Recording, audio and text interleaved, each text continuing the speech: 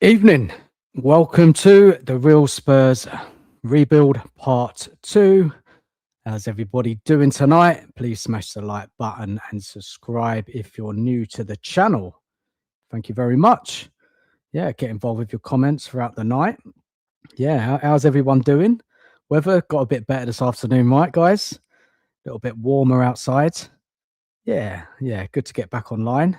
Talk about Spurs. I wanted to get this wrapped up before the World Cup, but going through it all today and yesterday, there's a lot of stuff to go over, and I haven't covered all the areas of the squad that we need covering. But today's stream, we're going to focus on the midfield.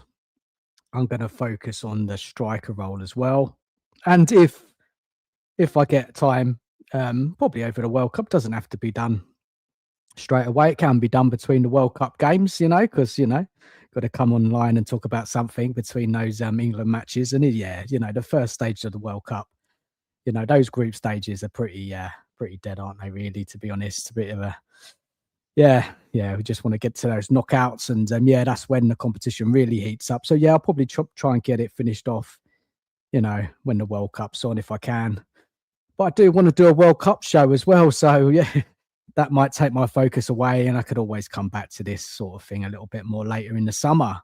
So how is everyone doing tonight? World Cup started, right? Yesterday, I think, right? We've had a few games already. Guys, I'm sure you're watching it. And anyone watches this stream on playback, please hit the like button. Leave any comments, what I've just discussed in this tonight's show. And please just, subscribe if you're new. Thank you very much. Let's go to the chat. I've got Cookie, should be joining us soon. He's going to give us a bit of company tonight, someone to bounce off with all the stuff I've got to cover. So, he'll be joining us maybe in about 10 minutes. So, it'll be good to have him on. Look, let's go to the chat and see who's with us at the moment. Let's go to the comments. So, at the moment, we've just got Ghosted in the house. Big up, Ghosted. How you doing, man? How are you? Thank you for being here. I'm sure a few of you will come in and say hello in a little while and get involved with the conversation, because I want people to get involved. I don't want to just be talking to myself the whole evening. So I know Cookie's going on and I'm going to talk to him, but it'll be nice to talk to people in the chat. And just want get your thoughts on what I'm talking about, the sort of players that I'm going to bring up that I feel that are really going to strengthen the Spurs side. And good to hear from your guys' opinions. What you think, and you may have other names that I haven't thought about. And we could just get involved in the conversation and look up any stats data while we're on stream, have a look at these players and see if they can improve us, because I'll tell you what, this Spurs squad, it needs massive improvements.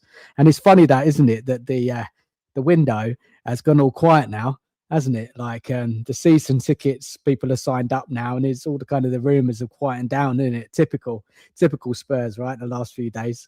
I don't know. We're going to have to talk about that Vukovic thing in a minute before we get into it, because I'm sure it's a lot of people's minds. There's a lot of hysteria about it today. Absolutely madness. Oh, Daryl's in the chat. Let's have a hello. So Daryl, how you doing, Daryl, mate? How are you? As Danny K said, that Vukovic a smart signing for Brighton. Is that what you said? Is it? Oh, Danny Kiriakou. Oh, right, yeah. Oh dear, what stream did he say that on? I ain't been watching YouTube today, to be honest. I probably missed a few lives. Maybe was it Sean's channel? I don't know who's gone live today. Missed out. I've been busy working. I have to catch up on some streams later. But guys, Vukovic, right? So announcement. What was it?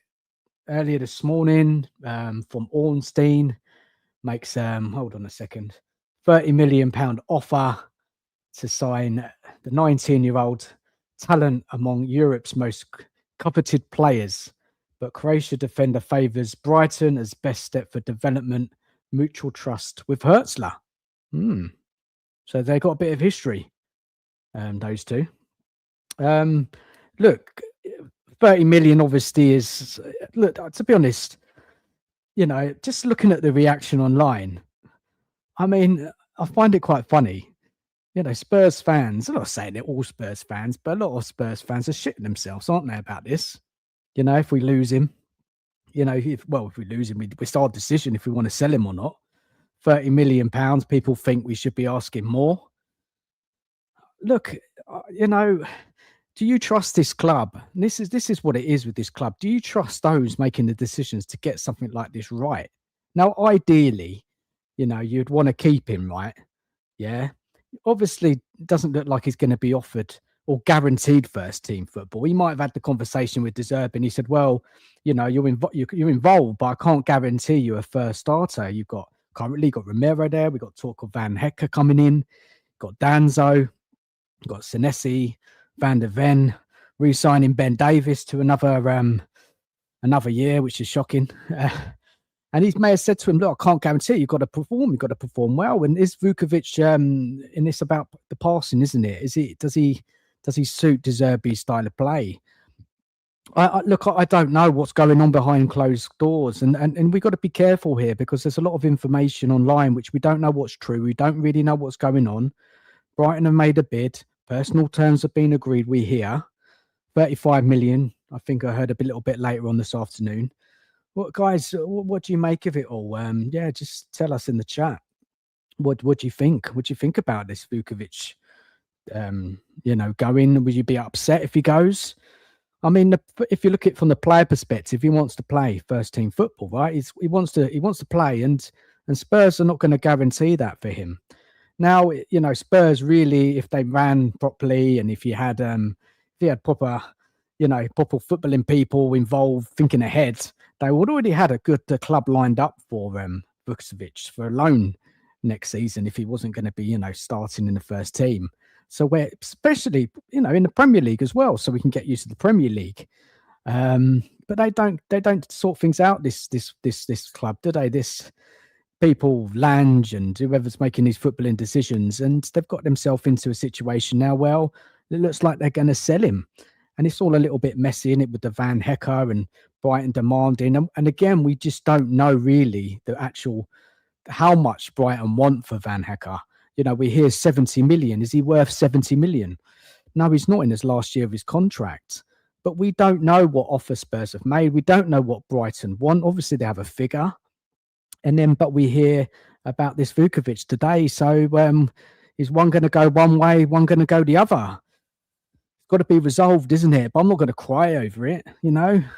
I'm not going to cry over it. The most important thing for me is Spurs going into the season, having a good transfer window. And you know, and little was done, to be honest, right now. Robinson's in the door on a free transfer. Senesi's in the door, free transfer.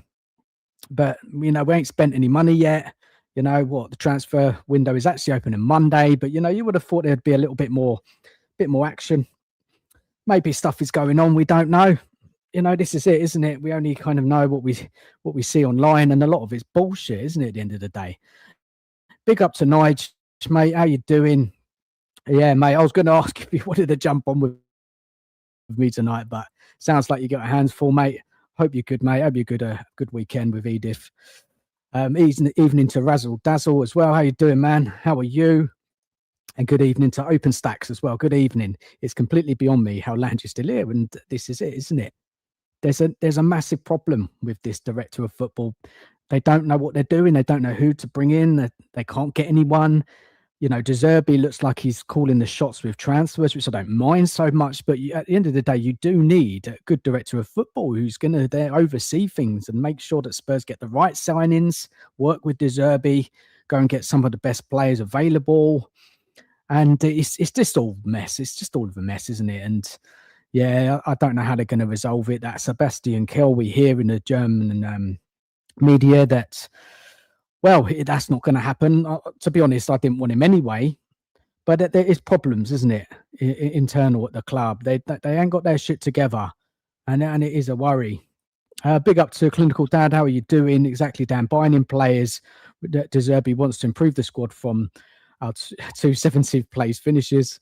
That's it, mate. And Darryl says clubs have got the power after 270th place finishes. We are overpaying. Yeah, of course, man.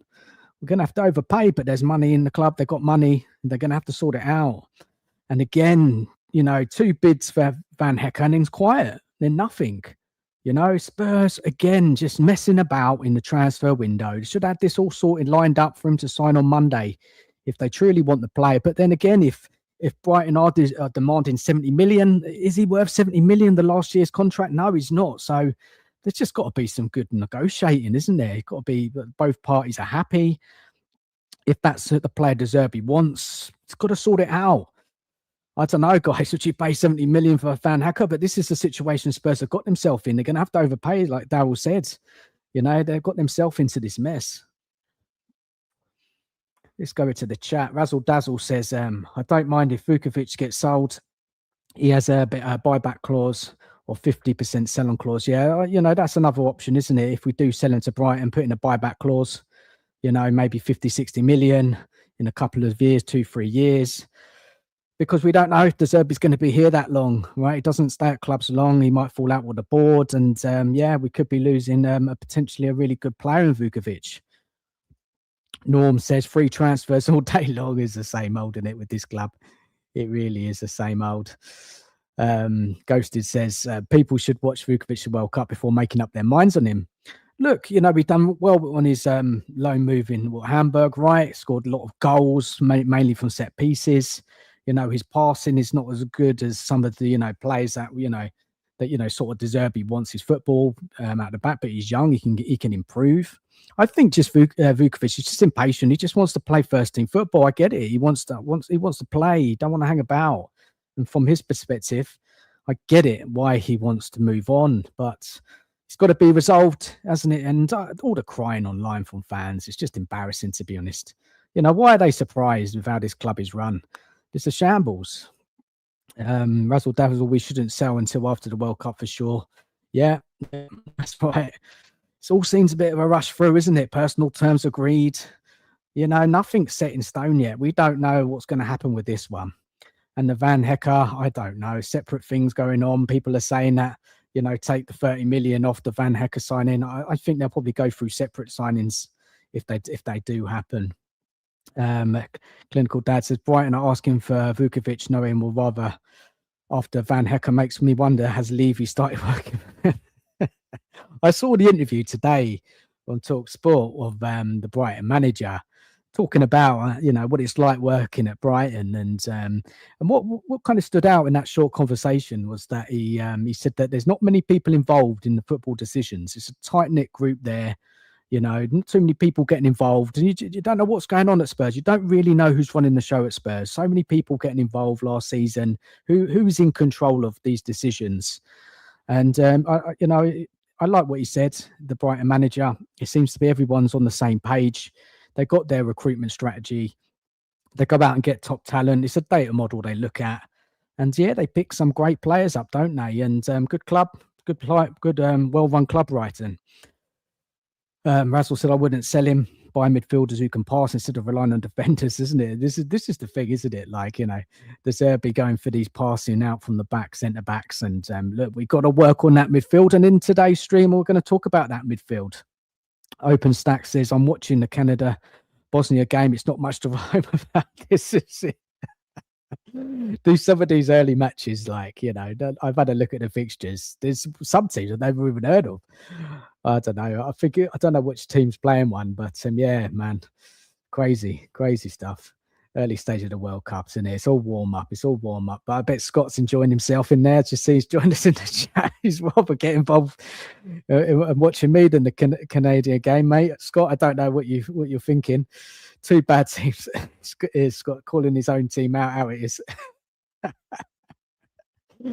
Big up. Oh, Cookie's entered the room. Let's get him involved. Let's sort this screen out. Cookie, mate, you look tired, man. You look tired, mate. Hello, mate. How are you? You all right? Those kids weren't running you around, mate. Those grandkids. Lisa got the little one off to sleep at about 20 past 7. Yeah. And normally he goes to sleep when he's at home. He goes to sleep. Sparko, you don't see him till the next morning. He's like a proper 12-hour. You know what I mean? He's running about now, so he wears himself out. So she's got him asleep 20 past 7. It's all quiet. Then his little sister, who's a bit older than him, decides that she's going to start screaming. Yeah. So you can imagine, can't you? Baby wakes up, away we go. So we've just had the palaver again, and now they're all three of them are in bed in there now, even the missus, trying to get them all to sleep. Yeah. Oh, bloody hell. Hopefully they'll be all right. It's late now, isn't it? Sorry, I'm a bit late, mate. You know what it's like when you've got kids here. Mate, don't ask, mate. Well, I know you know. That's my life, mate. That's my life. I'm not at home, so I can relax tonight and do this stream without any baby crying, any kids waking up, any toilet pickups. It's not my job tonight. I'm out and about doing this stream. So he's out of it. I don't blame you, mate. I don't blame you. There you go. Yeah, and the missus has got her mates round, so plenty of help on hand for her, then, isn't there, tonight? The thing is, Dan, I'm of an age now where I can give them back in the morning. Do you know what I mean? It's like, there you go. I don't have time to have a shave, mate. Look at the state of me. Mate, you're all right. When you're going away? What date are you going? Tuesday. Mate, Tuesday lunchtime. Yeah. Mate. Looking forward to it, mate. I am looking forward to it. I don't blame you, mate. You're going to get us some trouble out there, mate. You got to watch that sheriff, mate. Got to keep an eye on him. Yeah, well, you know what it's like, mate. It's us old boys get up to mischief, don't we? As we get older. I've spoken to Nige. When we've got a few beers down us. I told Nige he's on babysitting duties. Yeah, he's got to keep an eye on you, boys. Oh dear, it's going to be interesting. I'm looking forward to it, though. I'm looking forward to it. Be good. Don't blame you, mate. Yeah, you're gonna have a good time, man. You're gonna have a good time. Well, thanks for joining us, mate. I'll get your link up in the chat soon. That's mate. all right, mate. You're all right. Let's go to the chat and just carry on a few. Big up to Kyle. How you doing, Kyle, mate? Evening, Dan and chat. Big up to you. Daryl says we do Chinese whispers in transfer window. Starts off Kane level and ends up with Mawani signings. Nothing changes at this club, mate. Nothing changes. All the carrying, all the excitement, all the hype. It's all gone quiet. Don't forget, Dan, the old transfer window ain't even opened yet, and we've been linked to 4,772 players. Yeah.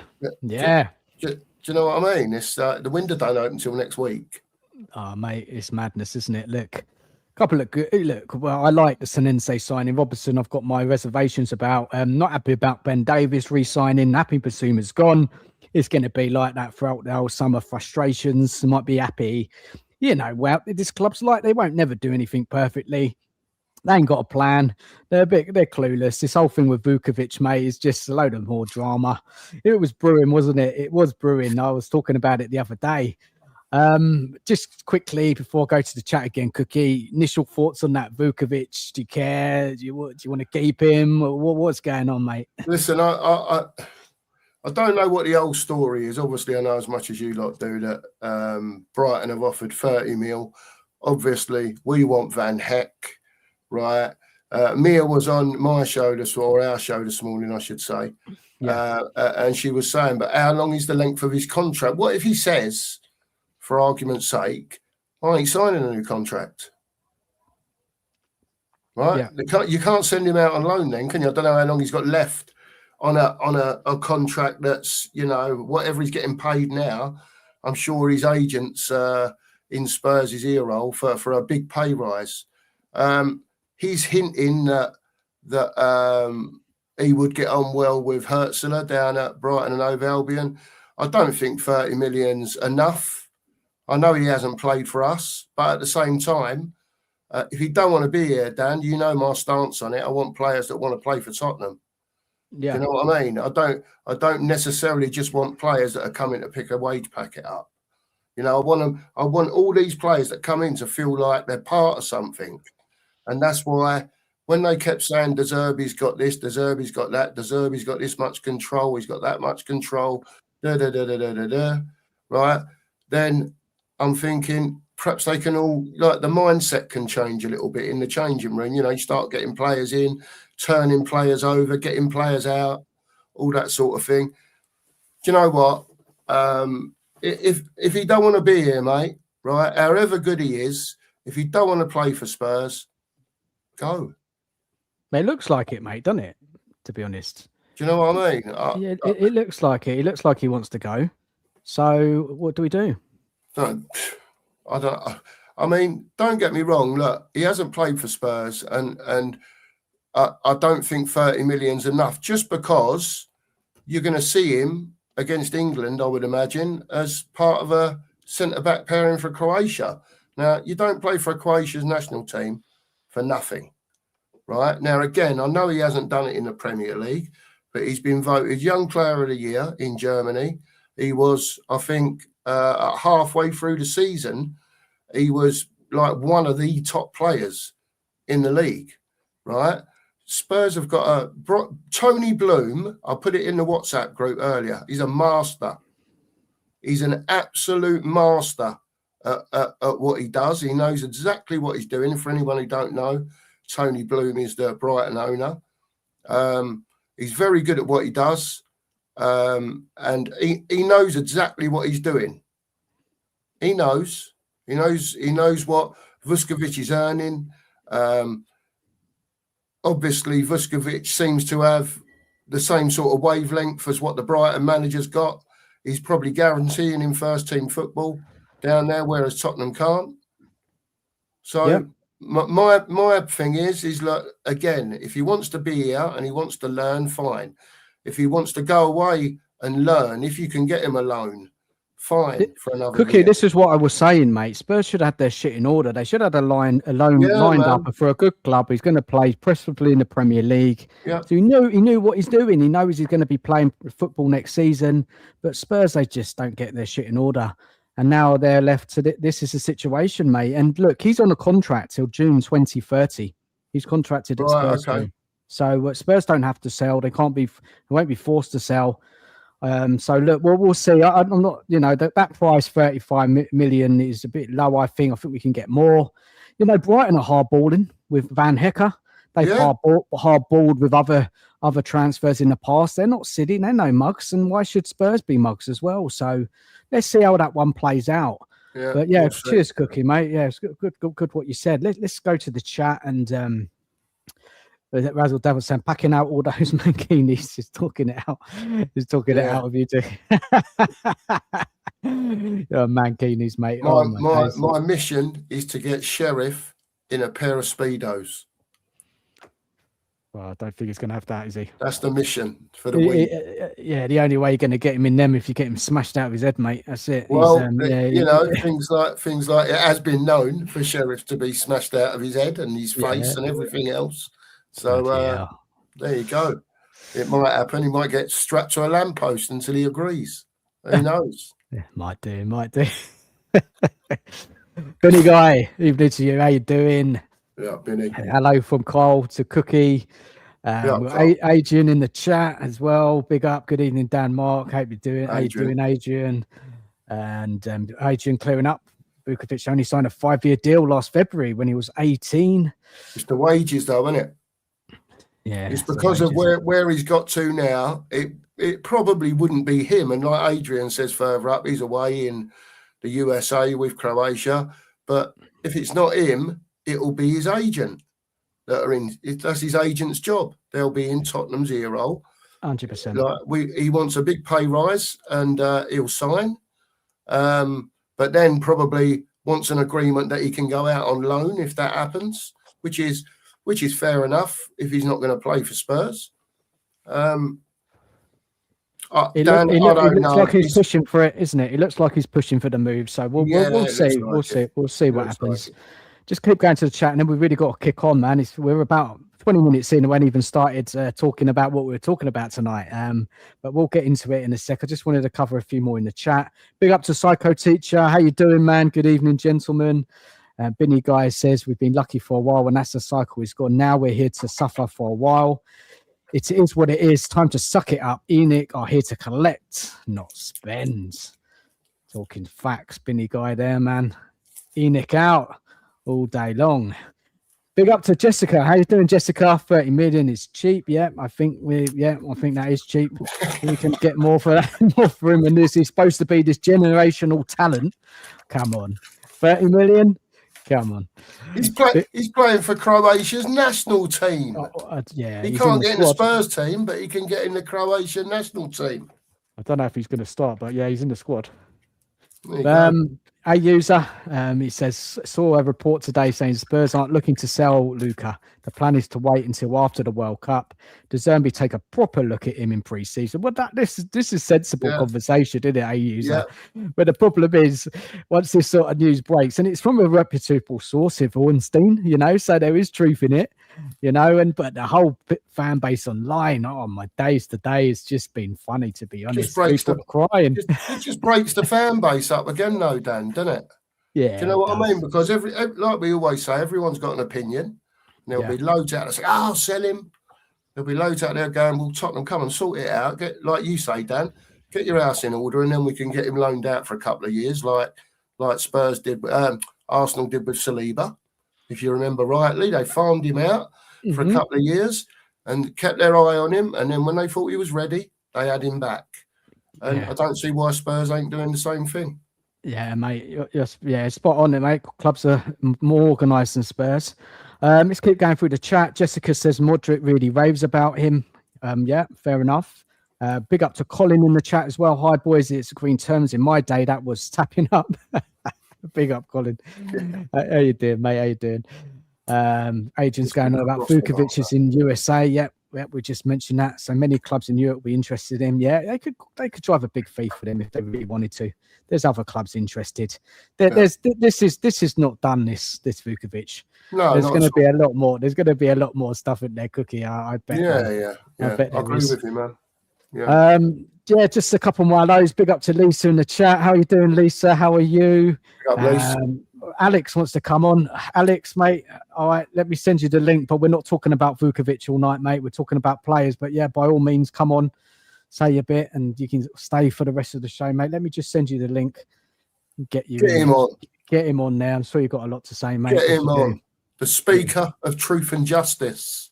Yeah, give us a second. Let me send box office the link. Here we go. Where are you now? Anyway,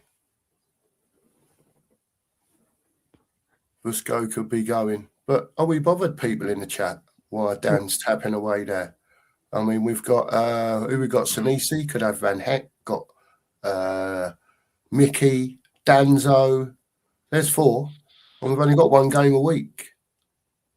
And this is the problem. This is where the dilemma comes in for the manager. And this is where he earns his corn at the end of the day. He'll make the call on what he wants to do with Vuskovic. Yeah. And whether they sell him, loan him, whatever it is they do with him, that will be on them at the end of the day. And however it works out in the future.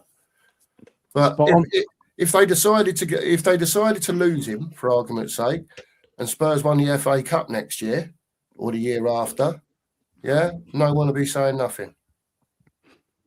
True. Very true.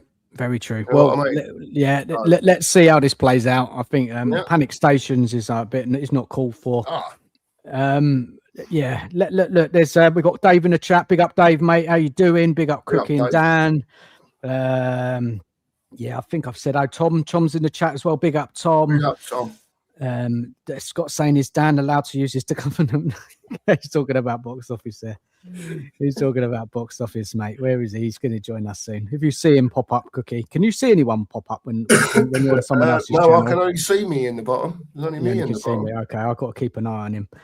Right, look. Let's crack on. So I just wanted to quickly run over what I talked about Sunday. And there's a little bit of an update. I just want to, because there's probably a lot of people watching the show who didn't watch Sunday. Some might have, some might not have. So I just wanted to kind of recap quickly before I really kick on with where I want this stream to go tonight. So let me just bring up something on the screen here. So this is what so on Sunday, basically, I looked through the team. I talked about players that I'm happy to start in the first team.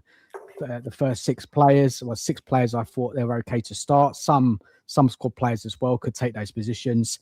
I think we need 6 first-team starters. I don't think Spurs will get that done by the beginning of the season, but that's what I want. And I was talking about this. This is going to be kind of more of a longer-term thing. Not all the business is going to be done in this window. It's going to take 3 to 4 windows to get this squad right. And what I'm happy with, many fans are happy with, De Zerbi's happy with, etc. And then I looked at players that we need to shift out 100%. And again, we're not going to clear them all out.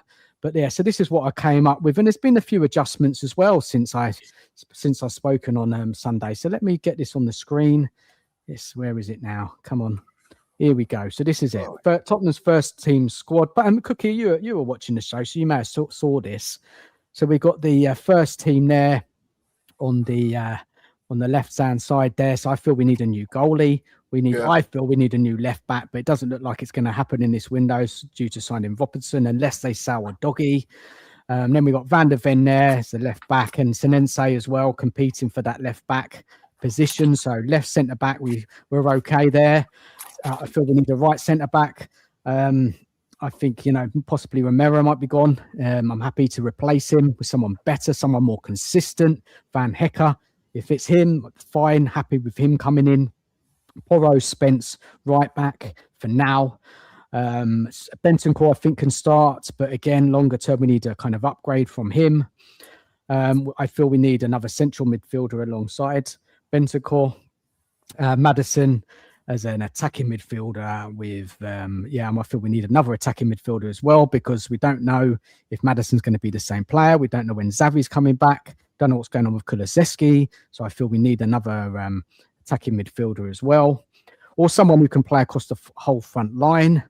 Kudus, I'm happy with to start the season, and we definitely need a new left winger to start, and a centre forwards is a must before the start of the season. And then if you see the second column there is the squad, which I'm kind of okay to keep with going into the season. Kinski, backup keeper, but it looks like he may be the starting keeper if we don't get a replacement. If we sell Vicario, then we need a backup keeper, or ideally a better keeper than Kinski and Vicario.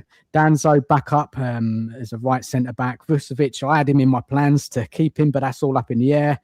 We've already talking about Senense, Robertson, Salsa as I would say, they'd be the kind of backup left backs. And then we need two midfielders. We need two midfielders going into the start of the season. 100%. That's what we're going to talk about tonight. And Xavi, as I already mentioned, I'm happy Xavi to start, but we don't know when he's going to come back. Gallagher, we got there as a squad option as well to play. We definitely need cover for a right winger as well. We need another right winger to cover Kudos, compete with Kudos. And then I've left in Wilson and Moore because I don't think we're going to buy two left wingers. So I've left them two in. Centre forward Solanke, Lansher, and I've had to sneak in there Davis because he's not going anywhere as fifth choice centre back. And all the players on the right hand side: Sel, Lone, Vicario, Doggy, Dragerson, Romero, Tayaki. Basuma's left the club now. Saar, Gray, Bergvall, happy to loan them out or sell them, not fussed about them. Kulusevski I've put to sell or loan because I don't know what sort of state he is, and I never really properly rated him anyway. He's very an inconsistent player. Tell, get rid of. Richarlison, get rid of. Right, Alex has joined us. Sorry, Box Office has joined us. Let's bring him in. Box Office, is this, you want me to call you Box Office, or can I call you Alex? Because I'm Box Office from Box now Office, on. Box Office from now on. Big up everybody. I tend to agree with what you're saying from what the squad is, but I'm kind of ruthless now. I'm done with it. I'm done. I'm absolutely done. I'm not even being realistic anymore, because then people can understand where I'm coming from. And I understand that there's no. What I'm saying is, just to get straight to the point, is that I'm getting rid of most of them. I've got to be honest. I think we can't have any. I'm ruthless now. The only player at the moment that for me is, only a couple of players are staying, and that is Kinski, because practically he's been in goal, but still we need a new goalkeeper. New goalkeeper every single time. Bentancur, and that is a big thing for me to say that, because I still think he's a Juventus reject, but still, he was our best player since he came back. Let's be honest here. Danzo, because I've always liked Danzo, I have to be honest. And who else is there? Kudos, even though he's injured, and Gallagher. Other than that, I ain't keeping any of them. I've got to be honest. The front line, they can see you later. Bye-bye. see you later, bye-bye. I'm sorry. I need decent strikers. I know there's a few and far between, but I can't do it anymore. You know what I mean? Box office. Look, I agree. I would shift out so many as well, but I'm looking at this being realistic. Spurs are not going to shift out the whole team or as many as you said. Over time, maybe they will start chipping away at it, getting rid of them. But when I'm looking at kind of realistic here, I'm trying to be as realistic as possible. No, I hear you. See what I mean? Because I hear what you're saying, man. And it's not that I see what you're saying. It's not. I'm saying mine is not realistic because I'm just telling you how from how I feel. Yeah. From the day dot. I'm not even gonna go. I'm not even gonna be realistic about it because I'm just gonna tell you how I feel. Yeah, fair enough. Whether it's not realistic or not, it doesn't really matter anymore because it's not my choice what's going to happen anyway. But I've got to the point now where I'm going to matches and people say to me, "Oh, why are you not back that player?" Because I know what I'm going to see every single time from them. It's like if I see Richarlison on the pitch again, I'm like, and someone says to me, "Well, why don't you support this club?" I said, "Well, I know what Richarlison's going to do. So I've seen it for 5 years now. So what do you want me to say?" Like Bentancur, if I see it again, it's like I know what I'm going to see. Like if Porro, which looks like he's going to stay, I know what I'm going to see now. You know what I mean? It's like it's like if I'm seeing it every single time, what is going to change? And please don't talk to me about the manager because we've had this conversation for 7 years now about changing managers and nothing changes with the players. So. Am I making my point, or no? I totally get it, man. You've got no more patience left with the club. Yeah. You know, you're not happy. I totally get it, man. It's just not good enough. Are you renew? You don't even have a season ticket anymore, do you, mate? You just choose. I never had a season ticket. I just buy tickets on the exchange. But like, it's nothing against De Zerbi, but you know, it's like this whole thing with Vucevic. Everyone's having a meltdown about a youngster. Again, we're not learning. Again, it just makes me realise that we might as well just got relegated again because we're not learning. We are not learning.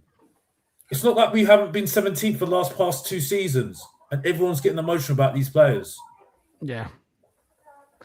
Fair enough. I should be more emotional about Harry Kane and Son. Yeah. Because at least they were scoring goals and giving us assists and everything else. You know what I mean? I should be more emotional about Moira, who's better than my front line right now. And I was thinking he was rubbish. I would have taken bloody Lamela.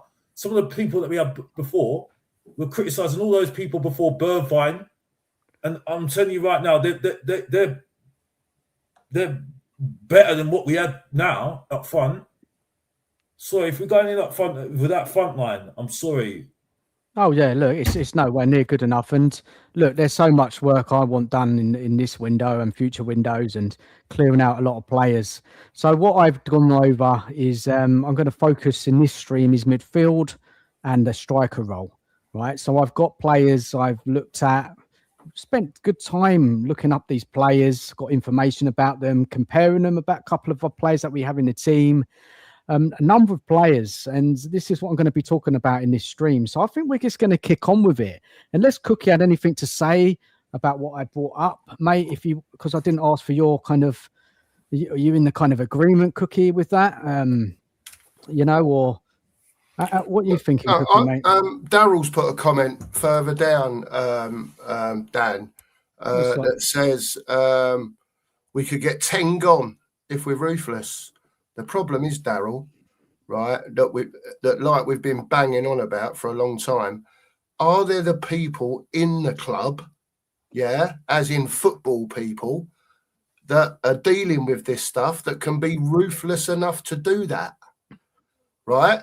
What people got to remember is we've got 1 game a week next week. We don't need a 28-man squad, right? And this is a great time to get the transfers right, to get the quality in. And again, as both lads have said, you probably can't do it all in one window. Well, you can't do it all in one window. You're not going to achieve everything that you want. We know there's so many places that need filling as first teamers and then building that squad out of quality, getting rid, like you say, and getting in. It is going to take 3 or 4 windows. But there was another comment that you brought up, Dan, from Rudolph, that said, well, why does it have to be 3 or 4 windows? Rudolph, what I will say is Man United identified, right, where their problems were and dealt with it, went early, in for the players they wanted, right? And one of them took a bit of time in Buemo. They got Kuna done just like that. Sesko couldn't get his arse there quick enough, right? They've basically got the same team with a different manager now, right, that's playing like he did at Middlesbrough with better players, right, and they've finished top 3. Yeah. But are Spurs going to go out and buy a new forward line? No, they're not. You know it, and I know it. So, and that's why we say it's going to take 3 or 4 windows, and that's if they get round to doing it properly. And we all know what they normally do. So that's why everyone's so sceptical, Rudolph. We've seen it year after year after year. And even when we could have kicked on in 2019, yeah, they still didn't sort of get on with it after that. And it's all gone to shit since, apart from winning the Europa League. Yeah, look, I'm going to demand it. I probably won't get what I want. Many fans, we won't get what they want, but I'm going to call it out. Any shits, I've already called out for the Robertson signing, the Ben Davis re-signing. I've already called that shit out. Not happy with it. Not happy. And then all this excitement with the window so far is bullshit. Nothing's changed. Nothing's changed yet. And just the fan base generally just gets so carried away. But this is it. This is the Spurs fans. We're used to it. We've been around a long time. We know how these Spurs fans act, and each to their own. And like, the people in the list, like Colin said, I don't agree with great. Of course, as fans, we're all going to have our opinions on players. Yeah. Ones we want to keep, ones we want to sell. This is just mine. I'm sure everyone else has got it differently.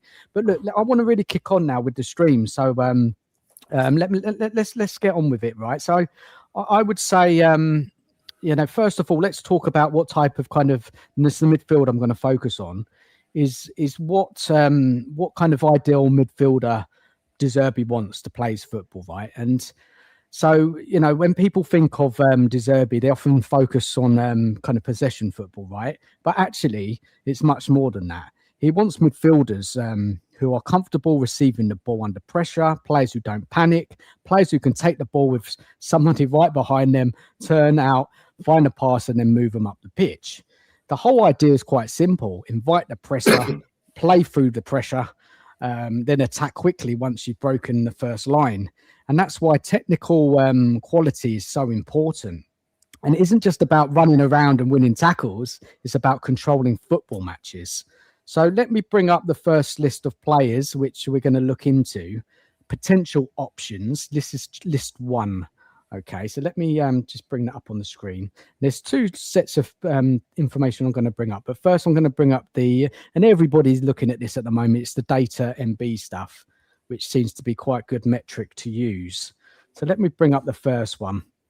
So this is going to be called controller type midfielders, progressive passers. Okay, so let's get this on the screen. Let me know you can all see that. You might have to enlarge your screen a bit. You might just make it bigger.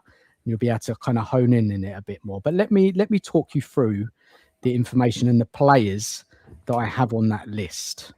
Okay, so let me get ready for that one. So look, on that list there, I've got Adam Wharton, Morten Humland, plays for Sporting Lisbon, and Alan Verreira, who plays for Benfica. And the first thing that jumps out to you is Wharton, right? So look at those progressive passes and key passes. They're ridiculous. And this is a player who constantly looks forward, constantly trying to break the lines, constantly trying to create. And if you're looking for the most gifted passer of the 3, it's Wharton. The problem is he's probably the most expensive as well, right? English player. Palace are going to want 70 plus for that signing. You're talking huge money. Now let's look at have a look at Hulmand, right? And his numbers tell a completely different story. And the progressive passing is still very good, but what stands out is his dual percentage and forward passing. This is a player who controls games. He's not always looking for the Hollywood pass every 5 minutes. He's winning the tap battles. He's receiving the ball and moving his team up the pitch. And for me, he's probably the most complete midfielder of the three. And then we come to Alan Valera, right? This is where it gets quite interesting. He's not quite as creative as Wharton, and he's not quite dominant physically as Hulmand, but he's got a bit of both. Strong progressive passing, good dual numbers, comfortable receiving under pressure, very calm in possession. And when I look at Valera, I see a midfielder built for De Zerbi football. He's always looking, he's Argentinian, he's always available for the ball. He's always offering angles, always helping out the team play through pressure. So from this group, the best passer is Wharton, the most complete player is Hulmand, the best De Zerbi fit is Valera. So let me just pause it there. And I want to kind of hone in on a couple of those players, just to give you a little bit more background information. I've only done a couple. I couldn't do it for every player. But let's start off with Hulmand and just kind of bring up his information in a bit more detail, a bit more information about this character, because this is a player I really do like. 1 second. You guys, just have a little look at that a second. I've just got a message. So I'm gonna bring on somebody else. I've got a surprise for you. Just bear with us. Just have a good look at. Can you see that, guys? Is that clear? If it's not, let me know. You have a little good read over it. And there's a lot of information on there. Hold on.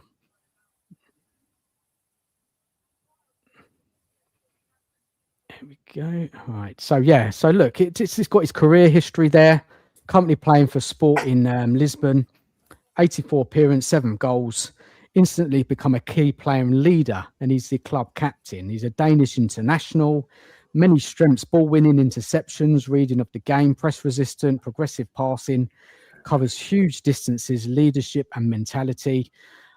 His weak is kind of some of his weak thing, and that's just realistic. He's not explosive over short distances, doesn't produce huge goal assist numbers, more of a controller than a creator. A bit more information about his character and leadership. He was a captain at 23, one of the youngest captains in Serie A, and now captain of Sporting Lisbon and a leader for Denmark. He's mature beyond his years, respected by teammates and coaches, leads by example, work rate, intensity, professional calm. He's more, and this is what Ruben Amorim, whatever you think of Amorim, said, he's more complete than Paulinho and Ugarte. He's won things playing in Portugal. I think he was an Arsenal fan. He's got an Arsenal tattoo on his shoulder. But he's a leader. Let me take that down. Let me take that down from the screen a second. Hold on. Let me take that off in here. Hold on a second. And then I just want to bring the chat in, bring you guys in. And then just 1 second. Let me take it down. Get better with my IT here. Hold on a second. Here we go. Let's take him down and let's bring in special guest, Stel. If you're there, mate. I can't see you. Are you there, mate? Yeah. Good evening. Thanks for having me on. Hello to everyone. I've got the camera off because it's so hot here. I've literally had to just sit here in my shorts. It's too hot, man. You're naked. It's so hot. I can't breathe, man. Oh, mate. Bit of entertainment still. Well, I don't know what kind of punters will attract, but I don't know if we'll get any super chats. Yeah, guys in the chat, smash the like button, subscribe, all of that. Subscribe to Cookies, subscribe to Box Office. I'll get Stel's link up soon as well. Thank you very much, guys. Now, look, just initially, those 3 players, anybody can go first. Thoughts? Good players. They're all good players, but whether they're going to fit into what we want to do, I do look at the team at the moment, and I do feel there's no chemistry there. That's the problem I have with it at the moment. Yeah, you can fit it to like do stuff when they've got a target or something like that, but I do feel that there's too many of the similar sort of players at the moment that just haven't got that chemistry that can get you far in a match, I think, at the moment. and that's why I feel that the mix of players are not working for me. Doesn't really work for me. So if you do get a Wharton in, or for instance, or get Humund in, or anything like that, would that person be able to mix with some of the players that we've got right now? And I just seem to doubt that at the moment, because one of the things that I think annoys me about our team at the moment is that they don't make runs. You don't see them making runs off the ball. Never, you never see it. You know, there's always people standing still. You know, even when we had Maddison on as a creator, back when, I don't even want to talk about this guy, but you know, it is what it is. Ad Postecoglou. There was times when they had the ball and you just didn't see any movement whatsoever, and he was our best creator, you know, and that's always been a problem with Spurs.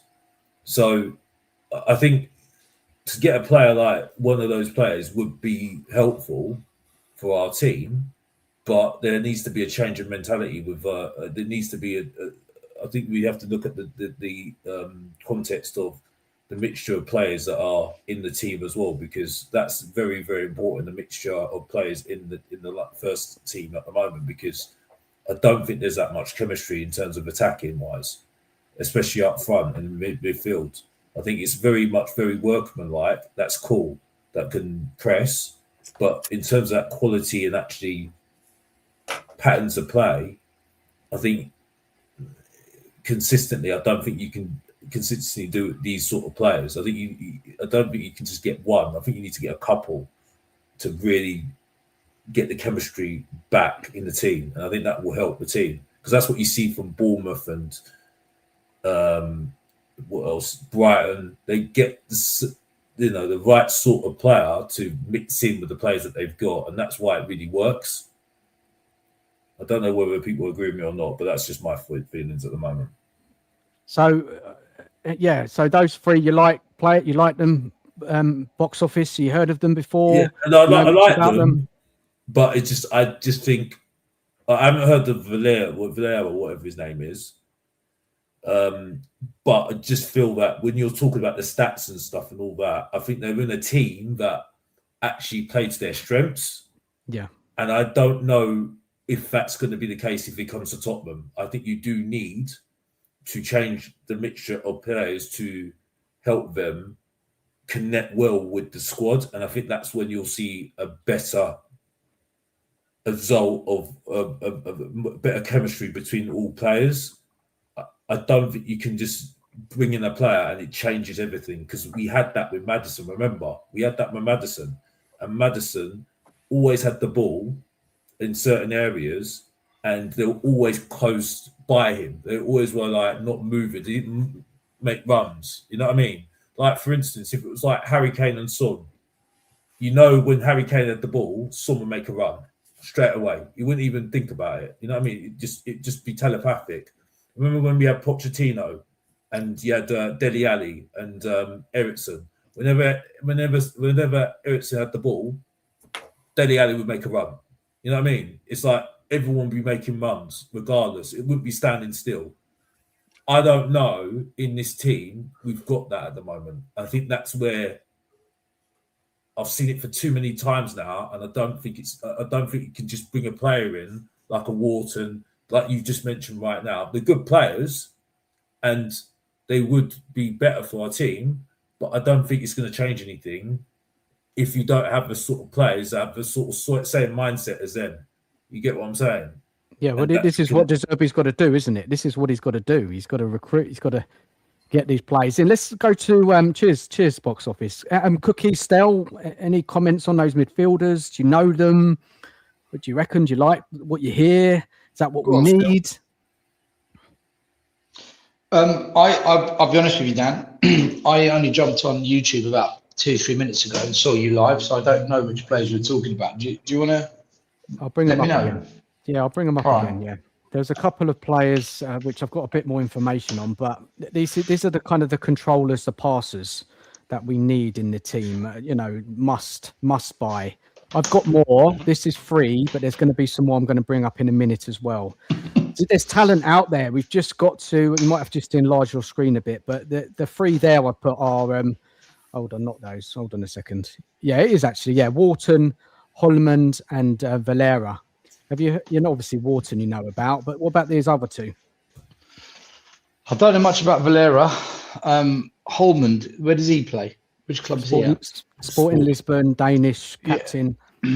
Yeah. I know who he is. Okay. So for me, I wouldn't look anywhere beyond Wharton. The reason being, he's Prem proven. He can handle the physicality. He can handle a long season. He's also got a little bit of winning pedigree. You know, FA Cup, European trophy under Glasner. And I think when we played Crystal Palace at White Hart Lane, lost 3-1, he was tearing us to pieces, man.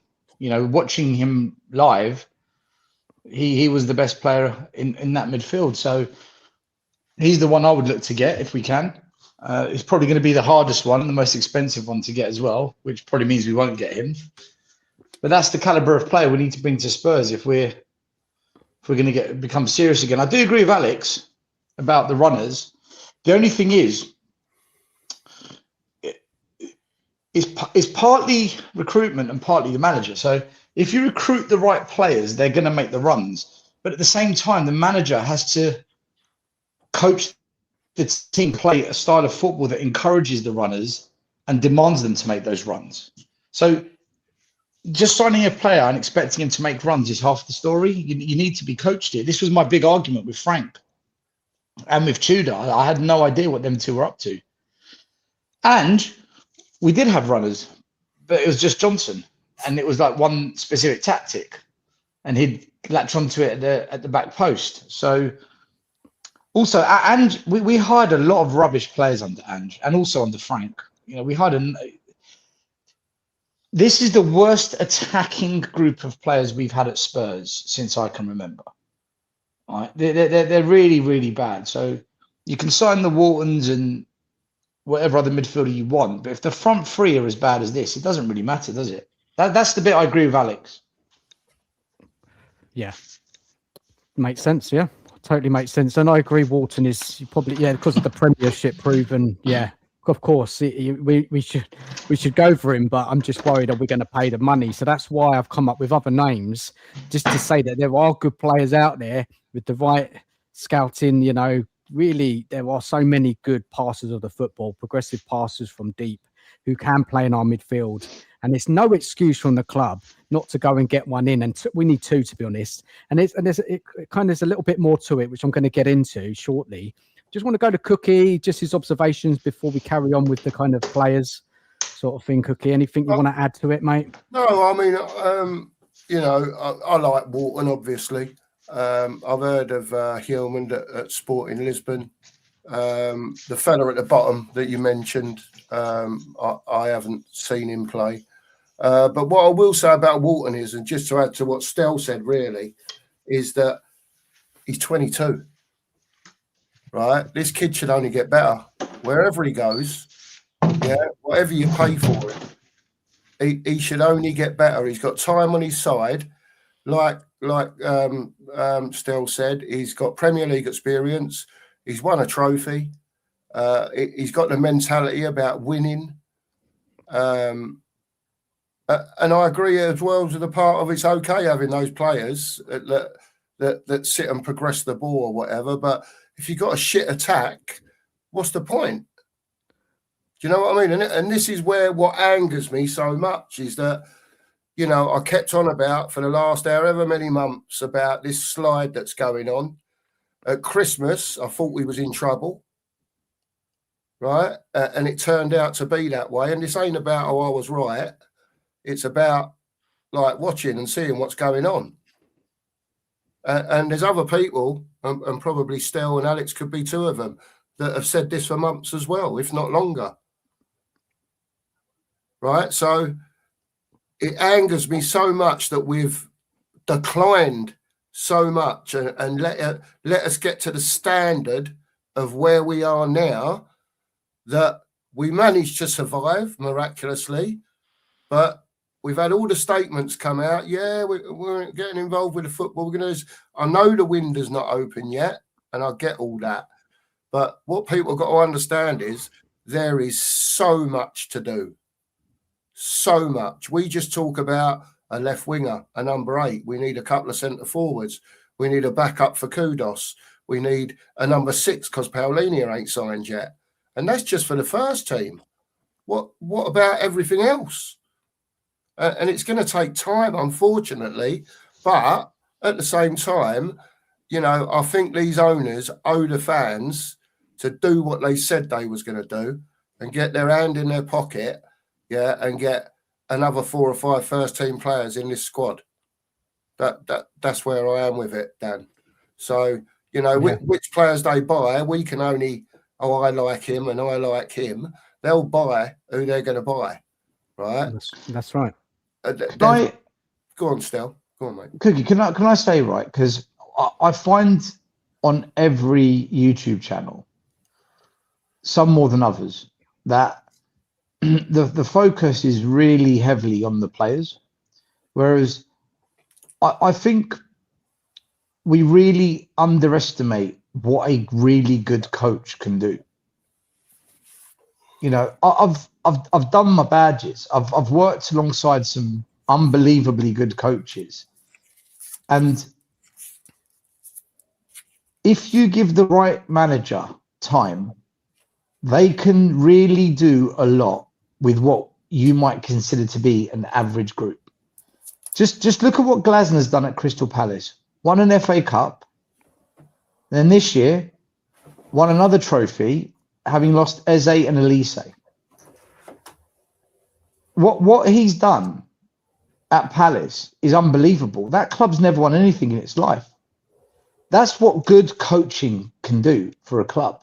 Now, I'm not saying don't sign good players.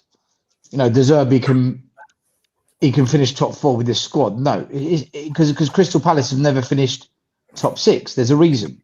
There's only so much a good coach can do.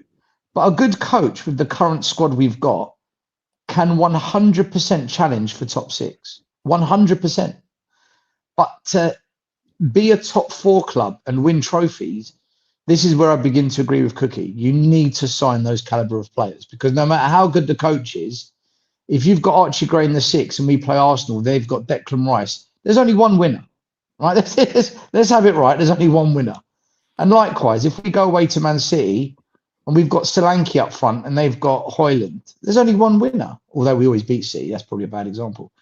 But the point being, when you get to that top 6, what separates you from 6th and 1st, from 6th and winning an FA Cup, it is the quality of players on the pitch. There's only so much a manager can do. So, but I just don't want to put it all on the players, because a lot of people did that last year and it wound me up.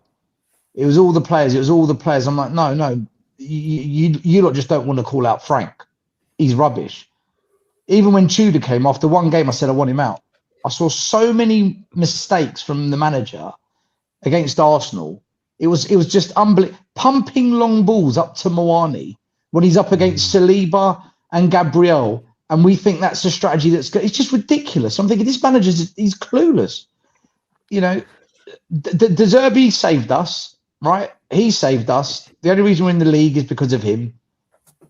He can get us into the top 6. He can. But he won't if we don't give him the players to do it. There's only so much. He needs a lot of tools. Cookie, do you know what it comes down to, mate? Do you know what it comes down to? What do you want? What do fans want? If you want to be a top 6 club, fine. Sign 3 or 4 good players and we'll do it. If you want to be a top 4 club, then sign 7 or 8 really good players. If you want to win trophies, get rid of 80% of this squad and give the manager some proper tools, and then we'll see what's what. But if we're going to re-sign Ben Davies, bring in Robertson, and think we're going to win titles like this, it's bonkers. It's not going to happen. Even Senesi, guys, good player. I'm glad he's come to Spurs. I rate him. But how many years has he got left in him at this level? 3? Yeah, 3. 4? Years. So you're not going to build long-term with players like that. So it all comes down to, what do fans want? What do you want? Do you want to be entertained? Do you want to be top 6? Do you want to get to semi-finals? Do you want to win trophies? Do you want all of that? Well, the more you want, the better the players we're going to need to give this manager. And stop going online and saying, Ben Davies, good job that we re-signed him. Makes sense. Stop doing stupidity like that. It's wild. It's wild to think Ben Davies is going to get us to where we want as fans. I want us to win the league. I want Tottenham to win the FA Cup again. I want Tottenham to win another European trophy. None of you are going to convince me that Ben Davies is a step closer to that. Sorry, guys. But that's the only reason. The only reason why they're saying it, because the Zerbi said what do fans want? What do fans want? But the only reason why they said that they're happy with Ben Davies, because De Zerbi said that Ben Davies is good for the squad. But then I said I put that question to Danny Kuriaku, and he said, when I said, well, if Thomas Frank said that, would you be still saying the same thing if Davies still stayed? And he said no. So really, Davies is not a good sign in the first place then. Because it can't be good for one manager and another manager. You get what I'm saying? I put it as like this, for instance, right now, for me at the moment, is that it's like a Formula 1 car. Like Ferrari. Like Ferrari has the best driver going in terms of Lewis Hamilton. But if your car is so crap and the engineer can't fix it, right? That driver's still surplus to requirements because he can't do what he wants to do and he do what he's good at. And that's the whole thing with Spurs. We've always had a car. We always had we had some good players, well, maybe some good players with that. But if the engine's not working and the engineers are crap, where are you going to go? Where are you going to go? You know what I mean? You know, if Robertson is good for the squad, he's going to be 34 years old in 2 years' time. How is that good for the squad? Tell me how that is good for the squad. In 2 years' time, he's 34. He needs to be gone. Well, it's no point in getting Robertson and then keeping Davis. That's what I just didn't understand. That was the bloody point. There's no plan. There's no plan, guys. Look, this is the point I was making. It's Robertson are free. Senesi are free. Ben Davies are free. What you can see what we're doing here. We're trying to find the best we can by paying nothing. Senesi's probably the best free centre back we're going to find. Is he the best centre back we can find? No, but we're not going to go and pay the money, are we? It's obvious. To me, it feels like we're trying to do the best we can by paying nothing. That's what it is so far. Yeah, that's so far. Look, let's kick on. I just wanted to bring up some information about Varela, just if people might not have heard of him, but it seems like a good player. Just a little bit more information on him, and then we're going to move on to some other midfielders to talk about. What do you think of this player? I don't know if you've heard of him. Argentinian defensive midfielder. He's got quite an impressive career, over 180 senior appearances, 24 years old, deep line playmaker. He excels at winning the ball, retaining possession, dictating tempo from the base in midfield. He's a classic number 6, deep lying playmaker. Varela dictates tempo, protects the defence, and connects play with accurate, progressive passing, often compared stylistically to Busquets for his positioning, intelligence, and calmness on the ball. Key strengths: ball retention under pressure, defensive positioning and interceptions, progressive passing and accurate passing, reading of the game. Started his career at Boca Juniors, and then he moved to Porto. I said Benfica earlier. He's playing for Porto, my mistake. And he's a regular starter for them, played in Europe, won some things. Yeah, just looks a real good player, and it won't be long until he gets a big move, I think. Guys, just thoughts? Is that a player that Spurs could get? Or it's just it might just been a bit unrealistic there? Depend how much they want for him, Dan, doesn't it? Yeah, it'd be about 40-50 million probably, roughly. Well, that's the sort of average for a what would you call it? Not average player, but just, I don't know, average to good. Is that about? We paid 40 for Tell. What do you think of him? Paid 40 for Archie Gray. What do you think of him? Yeah, exactly. I'm just saying though, we're talking this geezer, he's 40, 50 mil. He might be some, you know, coming to the Premier League for someone and be some wonder geezer. Look, at the end of the day, right, Stel was right what he said, I think, anyway. Over the next, I would say, 4 windows, right, a lot of these players have got to be gone, right? And the squad needs not a complete overhaul, right, but a majority overhaul, right? They need to get on with it. And my thing is about it is, have they got the right people, yeah, above that are capable of selling and getting the best out, the best prices for these players, getting them out the door, and then have they got the right people getting the right players in? We all know they ain't going to spend no money. We all know they ain't. They might get a couple of £30 million players, but is that spending money compared to what they said? You know, someone's got to get their finger out their arse at the start of this transfer window, and they should be announcing players coming in, because it's all right having the free signings coming in, right? That it is what it is, right? But you've got to have someone in the club that, number one, can spot a player, and number two, we're not going to go and spend 70, 80, 90 million quid on players. I just can't see it. Lange's still here. Johan Lange, he's still here. Yeah. I was told he'd be gone. I was told he was going to be replaced. I tried to say, guys, he ain't going nowhere if we stay up. I think he's here. I think he's going to be the football director next season. I've got a few things to say on that, but I don't want to. I want to keep up to what Dan was asking about this player. And for me, this player at the moment, even though he looks good on paper, at the moment, I wouldn't bring him in, because at the moment, I think he's coming into a team that is these players that are Prem proven. So I think, unfortunately, Wharton would be a sort of player that you would need, rather than an Argentinian that hasn't got any Premier League experience coming into a team that will need time to acclimatise.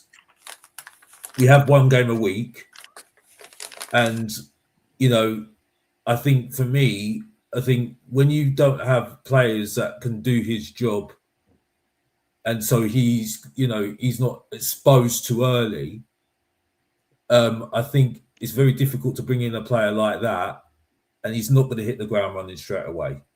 So I wouldn't just go for Wharton, because I think a Wharton for 22 years old, I think, yeah, maybe he could take the pressure. I don't know. But, you know, we've seen him last couple of years with Crystal Palace. He's won a couple of trophies as well. So maybe he would be, you know, he could take the pressure at Tottenham. You know what I mean? But I would say I'd be more leaning towards somebody who's got more experience in Europe, or like a Locatelli, or somebody that, like a Wharton, who's got Premier League experience. Because I think that's more a safer bet than going with somebody that hasn't got experience in the Premier League, that is coming from a different country. And let's be honest here, we need somebody that can just hit the ground running straight away at the moment, that won't get frustrated. And if you want an example, Xavi Simons.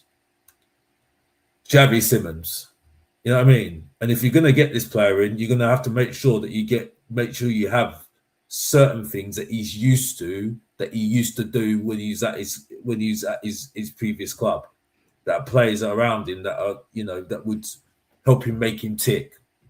You know what I mean?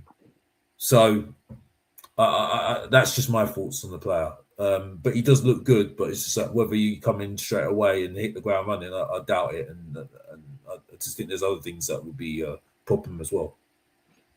Okay. Dan, can I just say one thing, right? Of course. Arsenal finished 8th. 6 years ago, they finished 8th. Arteta got rid of every single player. He was allowed to get rid of every single player. The only player that survived was Saka. Saka's the only one from the original team. All of them have gone. Every single player. Guendouzi, Torreira, Aubameyang, Lacazette, Mavropanos, the goalkeeper, a lot of them, the subs, everyone, cleared it out. Rebuilt an entire squad. What did Tottenham do after finishing 17th? Not 8th, 17th twice. Re-sign Ben Davies, bring in Robertson. Do you think Arsenal went and signed a 32-year-old, a 34? They didn't do any of that. They didn't do any of that. So for me, we should be beginning a mass clear out. If you're a troublemaker, bye-bye. If you're not going to be here for the project in 5 years, bye-bye. If you're a youngster that's not going to cut it, yeah, if you're not good enough, bye-bye. We should be, every player we sign now, realistically, should be for where we want to be in 4 or 5 years' time. That's what we should be doing. That's what a rebuild is. So I'm just a bit gobsmacked with what I'm seeing at the moment at Tottenham. A 32-year-old left back. I don't even know how old Ben Davies is. A 96-year-old centre back.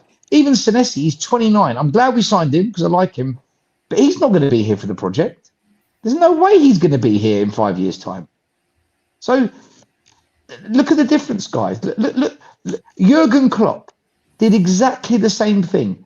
Liverpool played Tottenham at Wembley. I was there. We battered them 4-1. We absolutely ripped Liverpool to pieces that day.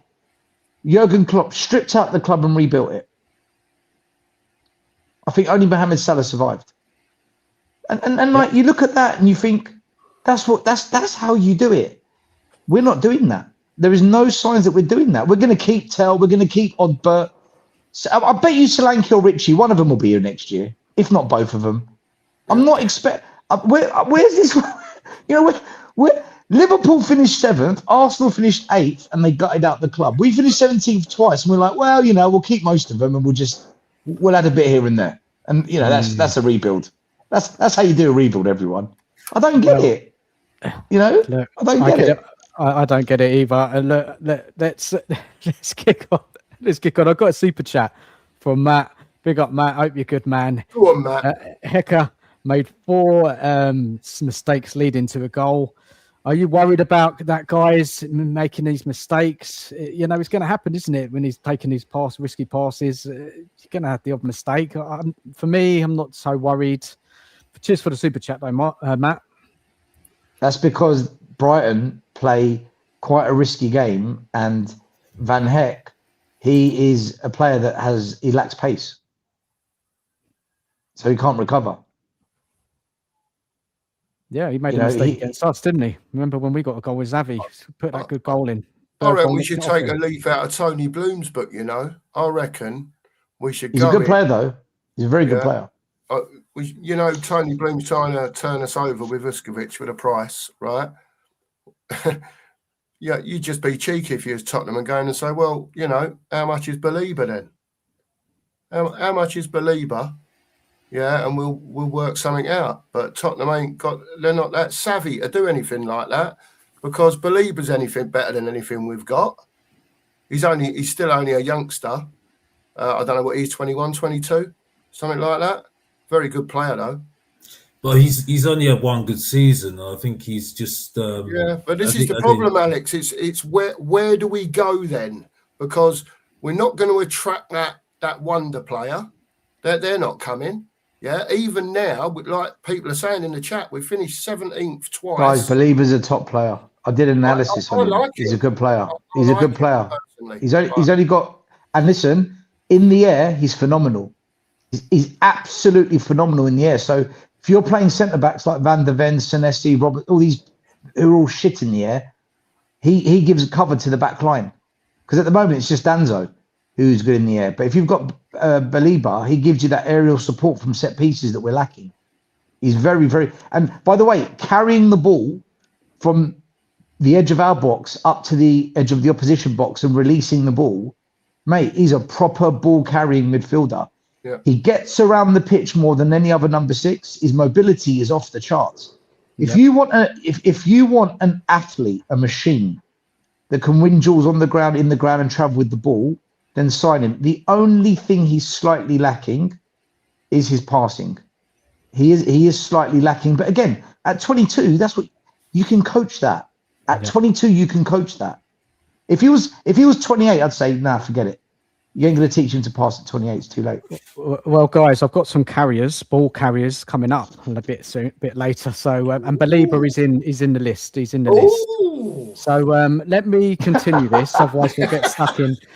We'll get stuck. But look, let's move to the next set of midfielders. I don't know if any of you guys know these and other options there. Again, you'll probably need to blow your screen up a little bit to see it. But these are the next players I want to talk about. Okay, so we've got Samuel Ricky. And Stiller, a lot of fans talk about him.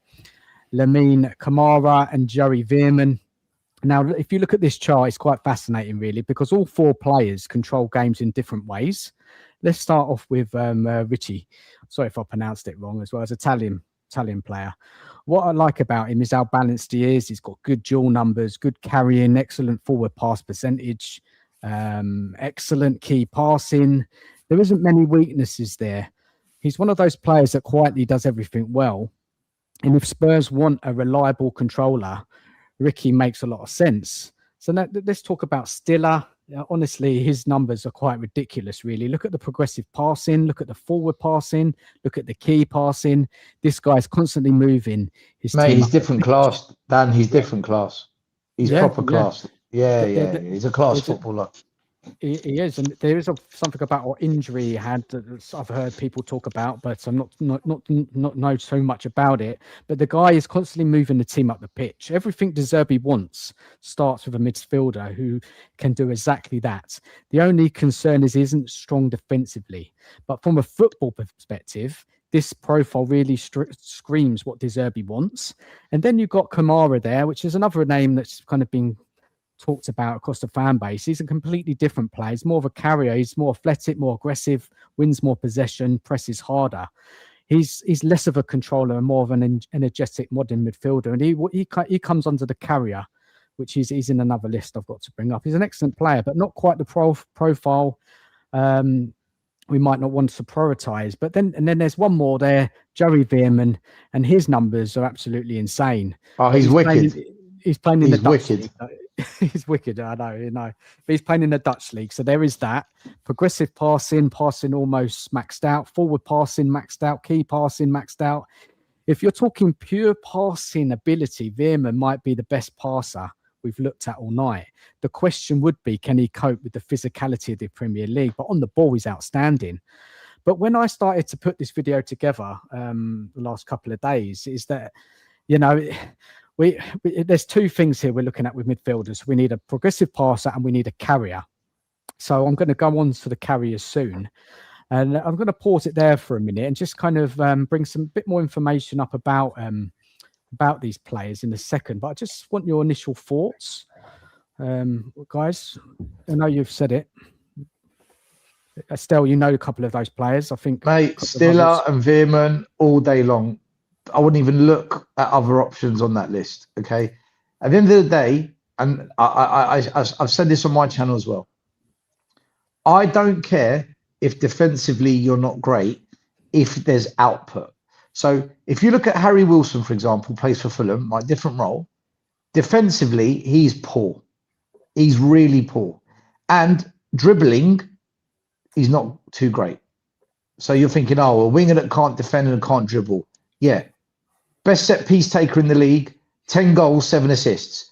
I couldn't give a shit if you can't take on a player if you can get me 17 GA a season. If you can get me 17 goals and assists a season, what do I care if you can't dribble? You found another way. Okay? And then you look at someone like Nusa at RB Leipzig, who's a phenomenal dribbler, one of the best in Europe at the moment. Sensational dribbling stats. 4 goals, 4 assists. Not even close to Harry Wilson. Who do you want? The guy that can take on 4 players but get you 4 goals, or the guy that can't take on anyone but get you 10 goals? It's output, and it has to be output. So sorry, Cookie, just finish what I'm saying. Go on. So when you look at Still and Veerman, you get output. So what you do is you do what Tottenham did. You got Ericsson, you got your Dele Allis. They can't defend, but they can score, they can create, and you put an absolute monster Wanyama behind them and say, clear up their mess, and he fucking clears it up every time. Thank you very much. So if we're going to have the Steelers and the Veermans who can't defend, put an animal in the 6 that's going to deal with it. That's what balance is. Isn't that what the word balance means? When you balance those that are really good at one thing with those that are not good at it, but they're better at something else. For me, I want my 8s and my 10s to have output. If they haven't got output, you might as well play Archie Graham Bentancur and we'll sit mid-table next season and we'll have another bus parade on High Road.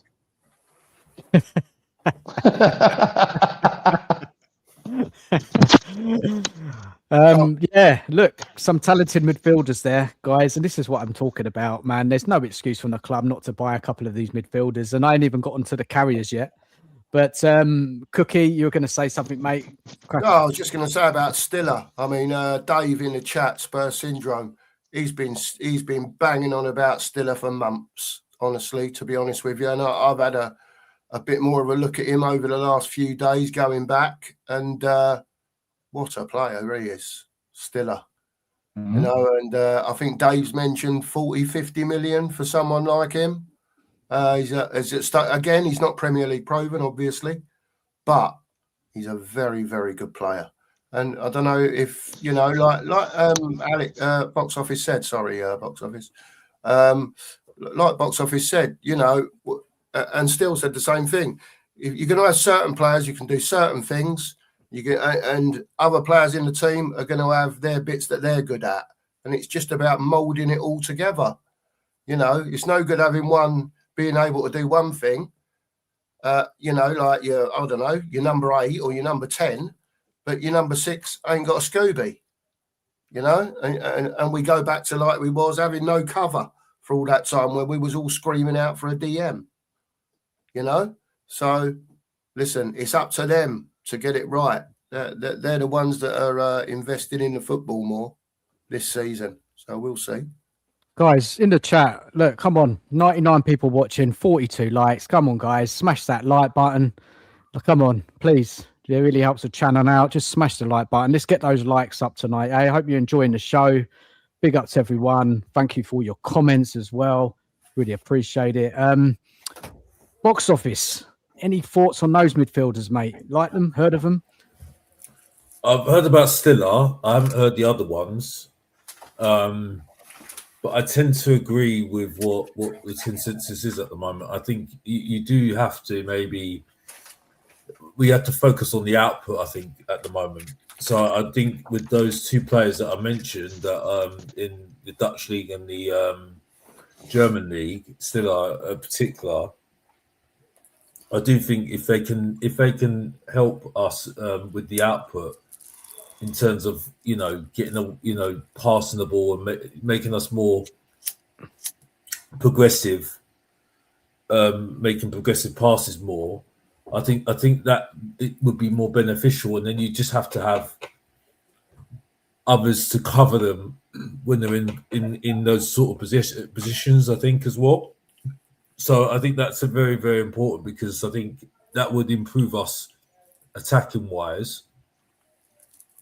And I think that's why I do agree with Stel, to be honest with you, because I think there is, I think if you have too many of the same profile, which we've seen last season, I think it's only can go so far, really. Let's be honest here. So I don't know a lot about the midfielders. Just to answer the question, I don't really know about a lot of the midfielders. Only Still I've seen a little bit of clips of him, but I do feel that they will provide more what we need going forward, and that's where we need to have the balance of having somebody to cover them and be that strong defensive midfielder, which could be really what Paulinia's role would be in the team, to cover them. So they can progress and help us up the field. I think that's a good plan. I think, for me. Yeah, definitely, man. And if you look back at De previous teams, right? And I had a look back, and you probably remember, but you know, there's patterns. You know, there's certain players he plays in midfield. If you go back to his Brighton side, he had McAllister and Casado as the pair.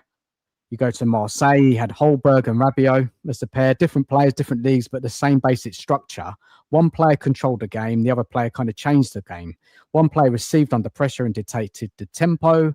The other drove through space, carried the ball forward and turned possession into territory. And that's where this conversation will get a little bit more interesting. And I mentioned it about the carriers, because if you look at those 7 players we discussed tonight, they're all kind of similar type profile player. And, most of them are controllers. Some of them are carriers as well. So if we just kind of re-look back what we've seen. So for the controllers are Stiller, Valera, Hulmand, Richie, Veerman. And these are players who want the ball consistently. These are the players who will dictate the rhythm, the players who will receive under pressure, move the team up the pitch through their passing.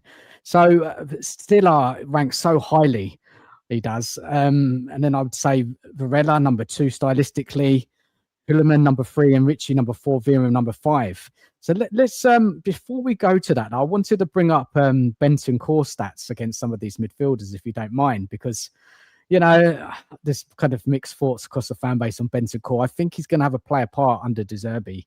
When he came back from his injury, I think he performed pretty well. Suddenly, he was passing forward again, like he didn't do under Frank. And there's just if you kind of compare him to some of those midfielders that we've discussed tonight, I just wanted to bring that up, that comparison data here. Hold on a second. Let me just find it. So here he is here. Bentancur against these other 3 midfielders. And then I've got him compared against the other ones as well. So what Bentancur has to offer, you're probably thinking, what has he got to offer compared to these midfielders? And one thing that he's better than all of those midfielders is winning the ball back. The only player that comes near to him is Hulmand in kind of winning the ball back. If you look at the statistical data there, not possession one. I'm talking about the duels. If you look at the duels there, look at Hulmand, 94.4 duel win rate compared to Bentancur 53.3. But the possession one, Bentancur beats them all. Guys, just thoughts on Bentancur compared to those players. I've got some more information to give as well about what Bentancur offers compared to obviously the Premier League experience as well from Bentancur. Just thoughts, guys, on Bentancur playing with them. I think you've got to be careful with the duels one with Hulman and Valera, because look at the league that they're playing in. Yeah, of course. I think you have to consider that, though. That's the thing. Even though they're impressive stats, it is what it is. I think for me, the ball carrying. I mean, looking at the progressive carries compared to Bentancur,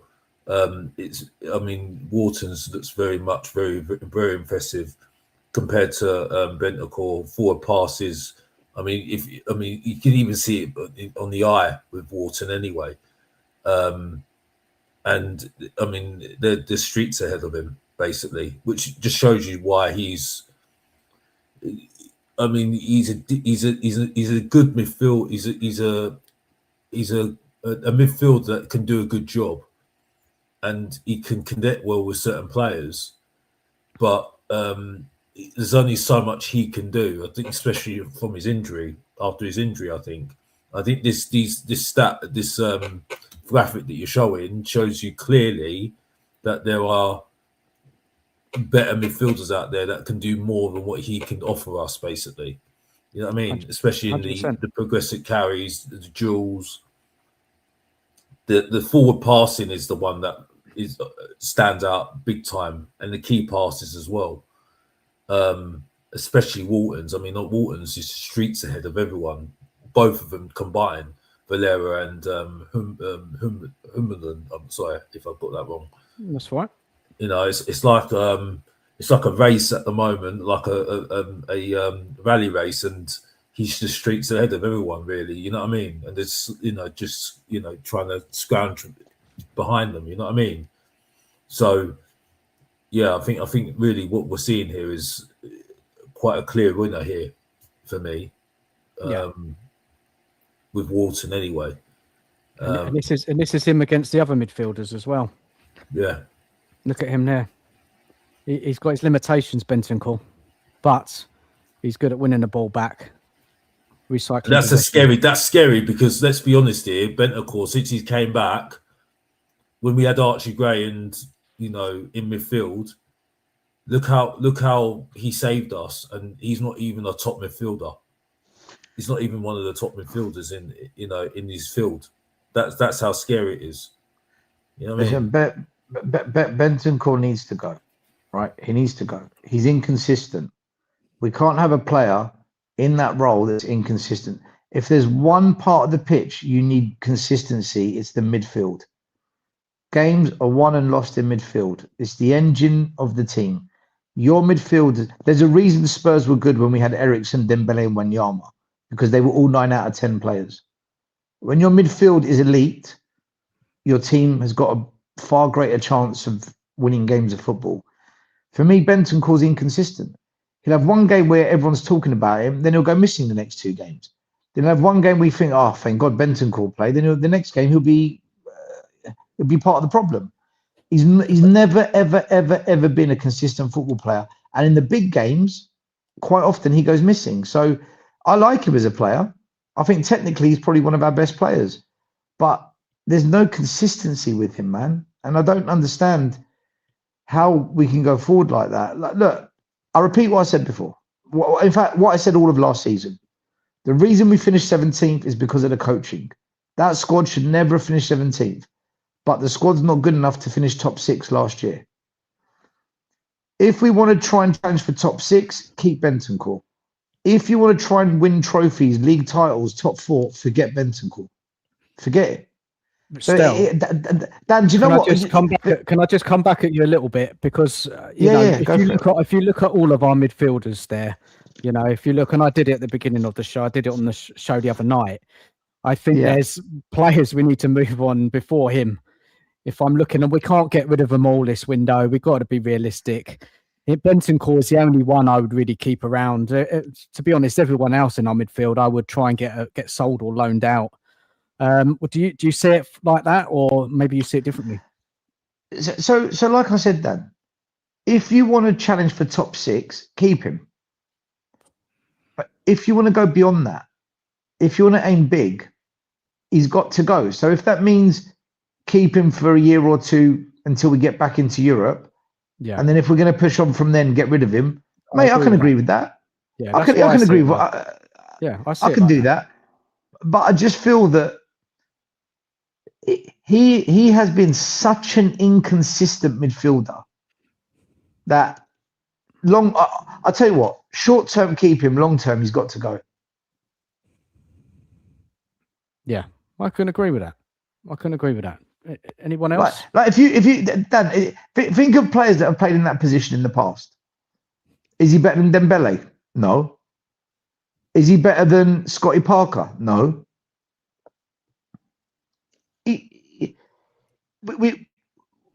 He's not an upgrade on any of the players we've had when we were a good team. Under Redknapp and Poch and Conte, we were good teams. When he first came to Tottenham, those first 4 months, he was mustard.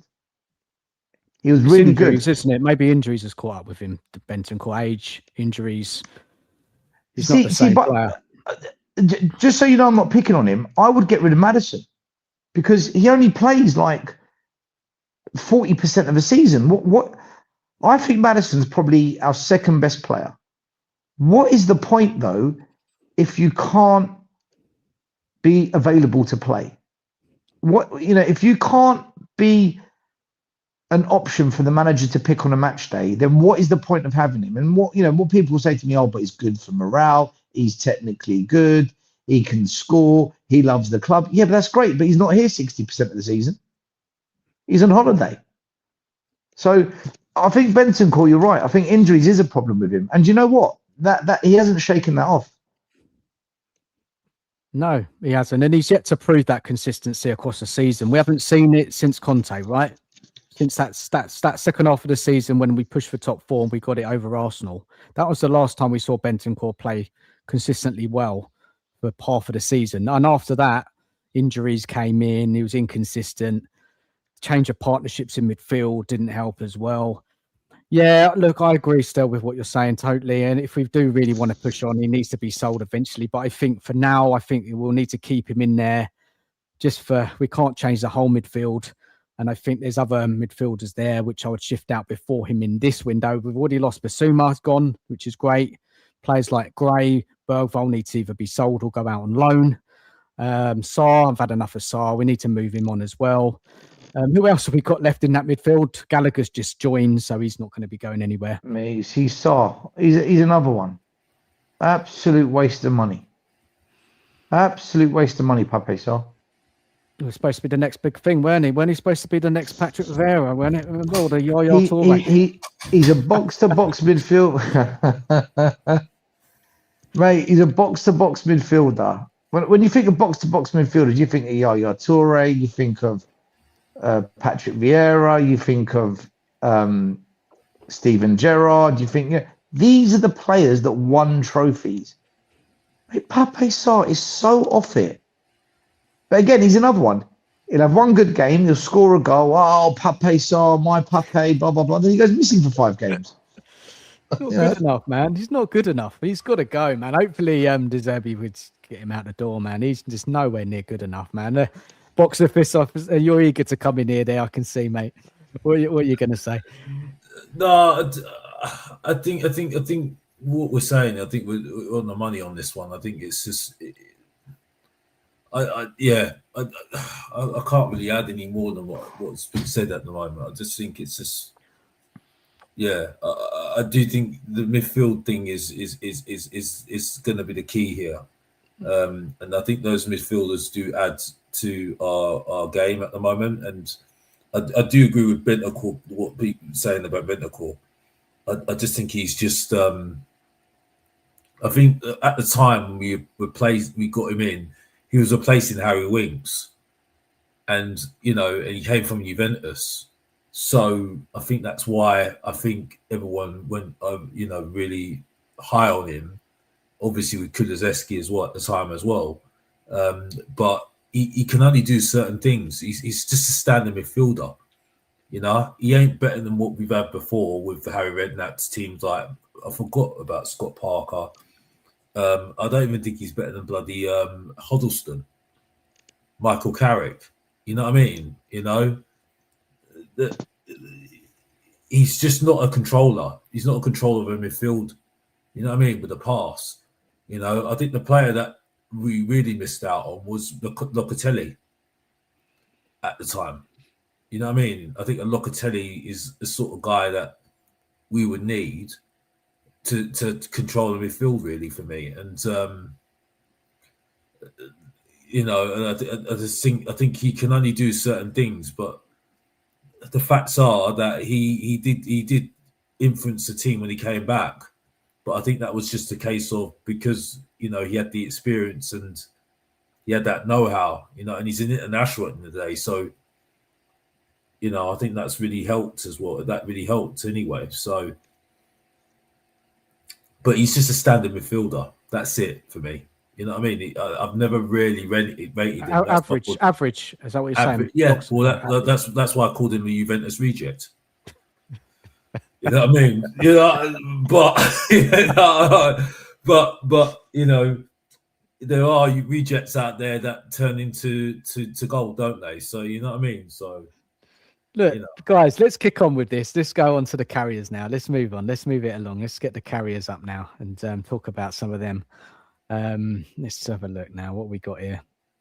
What we got? The next set of players I wanted to look at. You'll like some of these players because we need a carrier as well, not just a progressive passer. We need a carrier. We talked about Baliba. He's going to come up shortly as well. Let's have a look. So we're going to the carriers now. This is the data MB data on these guys. Let me talk you through these players. Where are we now? Here we go. Hold on a second. Let me just get some information about these players ready for you. Carriers. Where is it now? Okay, here we go. So, Manu Kone. Yeah, guys, we hear about this guy talked about every transfer window. We got to sign Manu Kone, right? Most deserving midfielder of the 4 in this chart. Elite progressive carrying, elite forward passing. You know, the progressive carrying 72.9, elite forward passing 86.6, outstanding forward pass completion 95.6. He's playing for Roma, right? Can break the lines with both passing and dribbling. He's good, got a good character as well. He's brave, demands the ball, takes responsibility in tight spaces, progressive rather than safe, which I just love the sound of. In a De Zerbi double pivot, Kone would be the midfielder receiving on the half turn and driving through pressure. He has shades of midfielders like De Zerbi has loved throughout his career because he advances attacks rather than recycling possession. We've already talked about Kamara a bit earlier, so I'm not going to go over him. But then the next one on there is Baliba, which Stel did a video on the other day. They call him the chaos machine, which I don't fully understand. Maybe Stel can tell us a bit more about that in a minute. But why is that? He's got incredible defensive output. He's an elite athlete, aggressive ball winger, good character as well. He's pretty fearless. I'm sure all of us have seen him play for Brighton and against Spurs. Can be explosive. He's a front foot defender, plays with intensity. The issue with De Zerbi, like what Stel did mention in his video, is his passing numbers lag behind the other two. But he will improve Tottenham defensively, but wouldn't naturally become the metronome De Zerbi wants in the build-up. That said, Brighton developed under De Zerbi's influence, so there's a clear stylistic connection. The last guy on the list is Onana. He's called the Enforcer, playing for Aston Villa. Why? He wins duels, dominates physically, protects the back line, powerful player, reliable, defensive-minded. It'd be good. And those four there, and I've got some more as well, which I'm going to talk about in a minute. But guys, just initial thoughts on those players. Do you like them? Would you have them playing for Spurs? Any favourites? Sorry, I've just got back. One of you two go. Sorry. Manu Kone, a few years ago when he was playing at Mönchengladbach, no one really knew about him. He wasn't expensive. And I was talking about him saying, guys, I think this is the closest I've seen to Moussa Dembele. We need to get this Manu Kone guy. He's a box-to-box. He's a solid defender. He gets forward. He can find the pass. His ball possession is brilliant. He can dribble. This is a really, really, really good, accomplished midfielder. And he's got the physicality for the Premier League. No one batted an eyelid. He went to Roma. Then Roma came to White Hart Lane. I think last year, the year before. We drew 2-2. They scored in the dying minutes to equalise. Everyone was talking about Manu Kone after that game. I'm like, great. Now we're going to talk about Manu Kone. He's now out of our price range because he's made a name for himself. He's moved on to a bigger club, and there's no way we're going to sign him. But out of all of those players, Roma, how Roma doing? Anyone know? Are they competitive in that Serie A? Did they make Champions League? I'm sure he moved again, didn't he? Playing for Roma, right? Isn't he still? Kone? I'm sure. When I looked him up, I'm not 100% sure, but I'll double check. Double check it. I don't think we can get him. I think he's got too big of a price tag now. But this is a player that would be great for us, mate. He is a top player, proper player. He's the closest I've seen to Moussa Dembele. He still plays. He's the closest Roma. I've seen. He's at Roma, yeah. Well, look, if there's a way we can get him, I'd pick him over everyone we've spoken about tonight. Yeah. Well, actually, no. Still is pretty tasty, man. What will be your combination? Still is pretty tasty. But what do Italian clubs need? They need money. They're all skint, pretty much. You know, there's no money in Italian football anymore. They all want money for players. If you make the right offer for the player, the player will come. Within reason, still. I'm not the top players. Yeah, but good players. He's a top player, Cookie. Kone, he looks like a top player. He should like be playing in the French team, right? We'll see him in the World Cup. He's at Roma, right? I've no doubt if Spurs went in and went, we'll bid you 70 million for Kone, for argument's sake, or 80 million for Kone. Yeah, one of the big boys had come in over the top. or with better wages or with whatever. Listen, it's up to them to go out and get the players. They've got to sell whatever they're going to do at Tottenham to all these players that they're getting in, whether they're free signings or whether they're paying 60, 70, 80 million quid for them. It don't matter. They've got to sell what they're doing to them, and they've got to make it believable for all these players. Because what player in their right mind is going to come to Tottenham, unless you're just coming to play football and not even attempt to win anything? That's what it's all about, isn't it? It's meant to be about winning stuff at the end of the day, being a successful football club.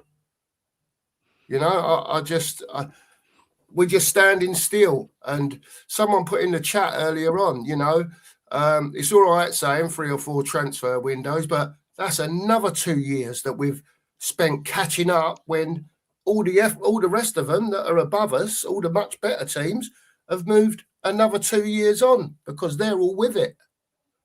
I just want to go to Rudolph. Sorry, Cookie, to interrupt. Rudolph, of course, we need these attackers as well. At the moment, we're just talking about the midfielders, what we need, and then we'll move on. I haven't covered the wingers in this show, but I've covered the centre forward.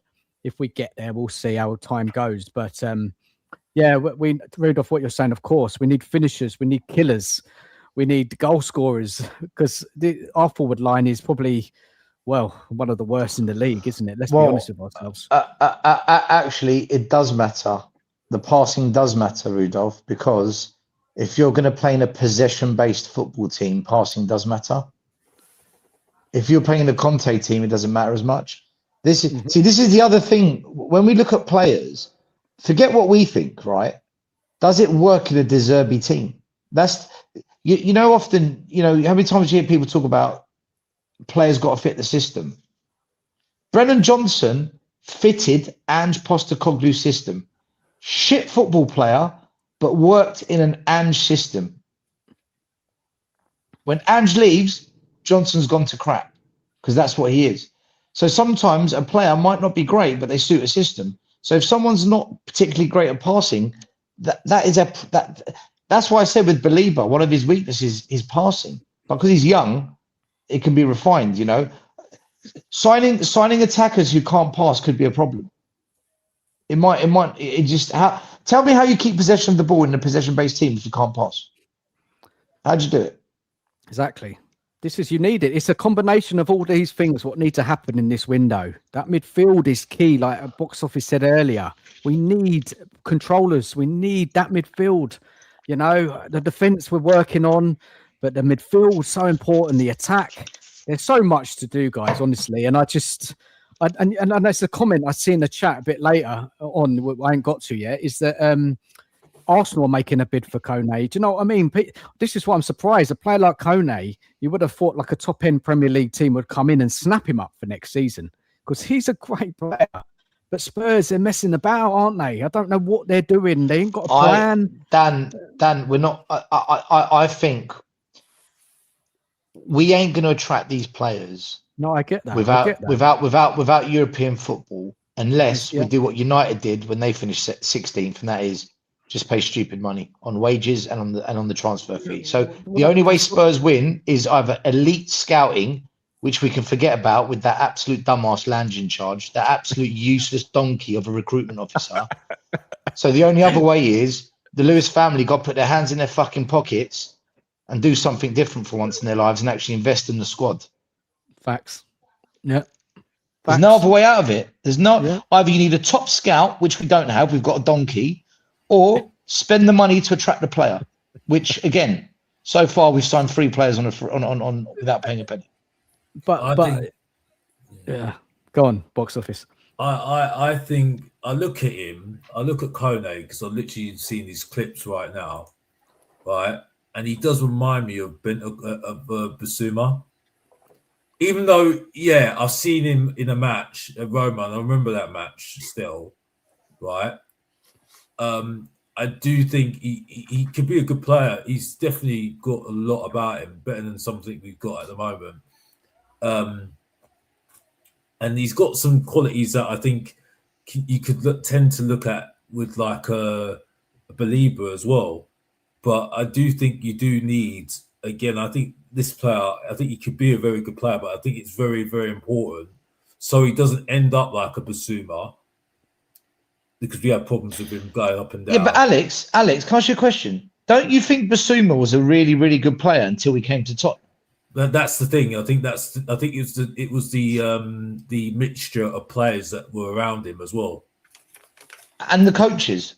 And the coaches, yeah. But I'm just saying the mixture of players around him that he was around when he was in the team.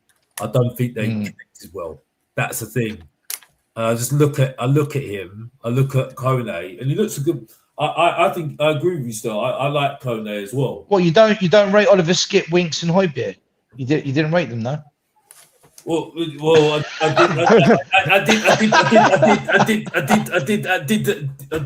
Well, I do now, Højbjerg, because what we got him after him. You know what I mean? Because no one's been better than him, unfortunately.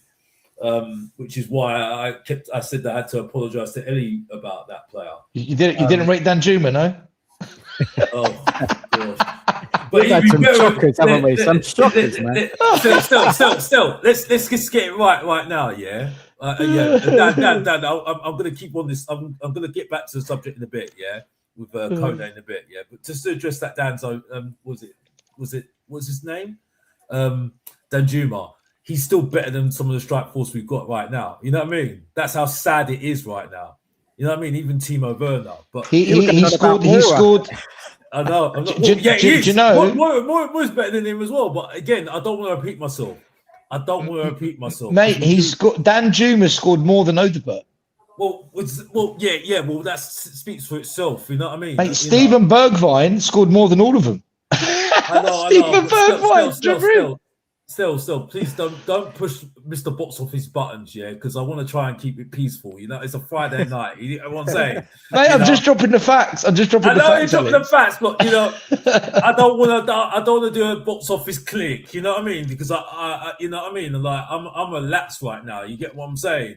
You know, and you know, I want to try and keep it clean for Dan. But my point is though, yeah, and get straight to the point with this whole thing about Kone. I just think for Kone, he looks a very good player, and I think he's an all-round great midfielder. But again, it goes back to the whole thing about the right sort of midfield that can play with him to get the best out of him. I think that because he can look, he's a very good midfielder. I've got this bad feeling that if he comes to Tottenham as a wrong midfielder that doesn't connect with him well, it could be a Basuma situation. I can just see it right now. You know what I mean? Because I just think he's one of those players that he can do everything. You know what I mean? Like an Ndombele could do everything. He had everything about him. But I think you just need the right sort of midfielder to connect with him so he can do his thing. And yeah, if you don't have that midfielder, we might have another Basuma on our hands. That's what worries me about him. That's the only thing that worries me about him. But for me, I saw that Roma game. I don't know if I was there. No, I don't think I was actually there. I watched it and I thought he was very impressive for me. He was very impressive. When was that? Who was the manager then? I think it was Conte, wasn't it? Alex, let me tell you one big difference between Manu Kone and Basuma, right? And this is the most important thing to separate the two. Basuma is immature. He's an immature football player. Agreed. Doing his little helium balloons. He's always the clown in the dressing room. He cares more about fashion than his football. He has not matured. Manu Kone is a mature football player. He's got his head is screwed on his shoulders properly, and that's a massive difference between the two of them. 100%. Cookie? No button? Yeah, go for it, mate. I just want to say, Stel, is Manu Kone, is he the fella that you was banging on about 18 months ago from Borussia Mönchengladbach? 3 years ago. 3 years ago, I was saying. That long ago. Yeah. I just wanted to pipe up for Stel and say it was it's obviously 3 years ago, but I didn't realise it was that long. But he was talking about Manu Kone 3 years ago. Yeah, a long time ago. Mate, he went for under 20 million. Yeah, I remember. We paid double. We paid double for fucking the Grayman, the Archie Gray. Harry Winks impersonator. The Harry Winks impersonator. We paid double for Archie Gray. Mate, McGinn, Oh, stop it. Honestly. McGinn went to Villa for half the price of Marniconi. Oh, mate. Oh. Guys, look back to the carriers though. Kone, what about the others on there? You know, Baliba, we've spoken about. Top carrier. Kamara. Baliba's a top carrier.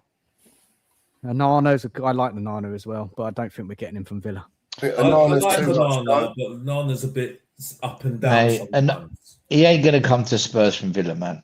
No, he's chance. not. But he's a bit up and No. down, though. I think I do like him, but I think he's better at Aston Villa at the moment because I think he's a bit up and down. I felt that at Everton. I still feel that at Aston Villa. I've got to be honest. The main camera. I haven't seen him. I've got to be honest. Monaco plays at Monaco. Yeah, I Young. haven't seen it. I haven't seen that player. Man, Monaco have got some good players, man. That Akalouche is another one.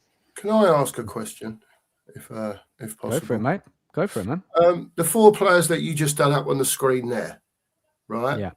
All varying like prices probably.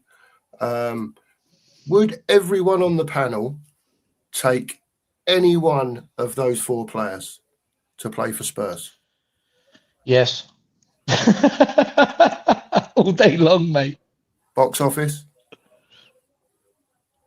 I would take Manu Kone if you got somebody that can work with him, because I don't think the midfielders that we've got at the moment would gel with him.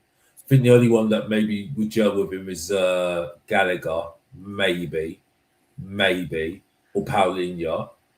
I wouldn't take Onana. For the club that we are, but Believer I would take. The main camera, I'm literally looking at his clips right now. I don't know a lot about him, to be honest with you. Mate, So- nobody at Tottenham can control a midfield better than him. We don't have one player that can control a midfield. What, the main camera? Yeah, No, he but- can control. He can control a midfield. Stel, who are you talking about? Which player? Camera. Come on. Okay. You know about him? A little bit. Do you remember we played Monaco? Yeah. Mate, I was super impressed by most of their players, if I'm honest with you. They outplayed us that day. Oh yeah, Mate, go back and watch that game. Right, everyone was talking about Akalouche. Go watch him in midfield. He bossed us. He controlled the tempo of that game. Yeah. Look, let's move on to some more carriers and see if you know any of these guys. I'll bring up their data. Have a good look at this lot here. See if these are any players. They're not so top as the other ones, but this guy Thuram is in the list. There's a lot of talk about him in the fan base as well. Progressive carries 97.4, forward passes 73.6, decent progressive passes 63.6, good dual numbers 57.9. They call him a vertical transporter. I don't know where these names come from. It's crazy. He doesn't necessarily dictate games like a deep playmaker. Instead, he receives, turns, carries through midfield. His carrying profile is elite and is exactly the sort of weapon De Zerbi often uses to punish teams after baiting the press. De Zerbi's midfield pivots are expected to receive under pressure, break the lines through passing or carrying. Concern is possession. 1 is not great. It's 28.5. That's low. You're not getting a kind of a midfield ball winner. If you do have a Kamara, you need a strong defensive midfielder like a Paulinho alongside him, possibly Bentancur maybe. But he's an elite carrier, good age as well. But has he proven at the top level? I'm not sure. There's another guy on there as well. He's a bit of a hidden gem. I've never heard of him until recently. He's called Rocco Rautzis. And what jumps out from him, he's playing in the German league, is possession 1, 87.7, key passes 90.8, progressive passes 80.6, progressive carries 69.2. And he's a bit of it says a bit of an unusual profile. And like most midfielders are either creators or ball wingers, and he has a bit of both. So he's basically a connector midfielder, wins it, progresses it, creates. But again, his forward pass completion is not great at all. It's 13.4. That is alarmingly low, but it suggests risk taking or inconsistency when breaking the lines. So one and a couple more as well. It's another guy here. I'm not sure. He's very young. Again, his name, you can see it all over social media. Abtud Buwadi. Oh, sorry if I can't pronounce the name. He's got the highest ceiling. He's only 18. His duels 76.2. Progression 1, 80.8. Progressive carries 58.3. Future complete midfielder. Sorry, mate. Stel, jump in, mate.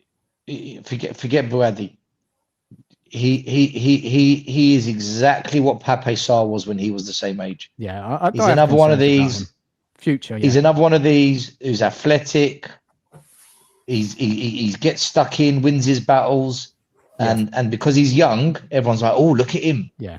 Right. If he was 24, 25, no one would be even talking about him. So I think he's one of those that's just kind of stay clear. I think, I'm not an expert. I think he's just another Pape Sarr. Okay. Yeah, no, I agree, man. I'm just going over these players. And there's one more. Enzo Millet jumps out with key passes, 92.9. Progressive carry, 72. Progressive passes, 66.5. This isn't really a kind of double pivot player. This is more of a kind of Maddison type player. He's more of an attacking player, creator first, carrier second, defender last. Defensive numbers are awful. Good player, but more of a competitive for like a Maddison or Xavi role. Guys, I know, Stel, you said about Abdul, too young, another risk, too much of a risk. But what about Rocco? What about Thuram? Guys, you heard of these players? I would take Thuram because I know him. The rest I don't know, but Thuram I would take in a heartbeat. The problem we've got is, why the bloody hell would you leave Juventus to come to Tottenham in the current state we're in? When Conte was here, there was some pull factor. We were chasing top 4. We could potentially say, look, if you come to us, we're going to get into the Champions League.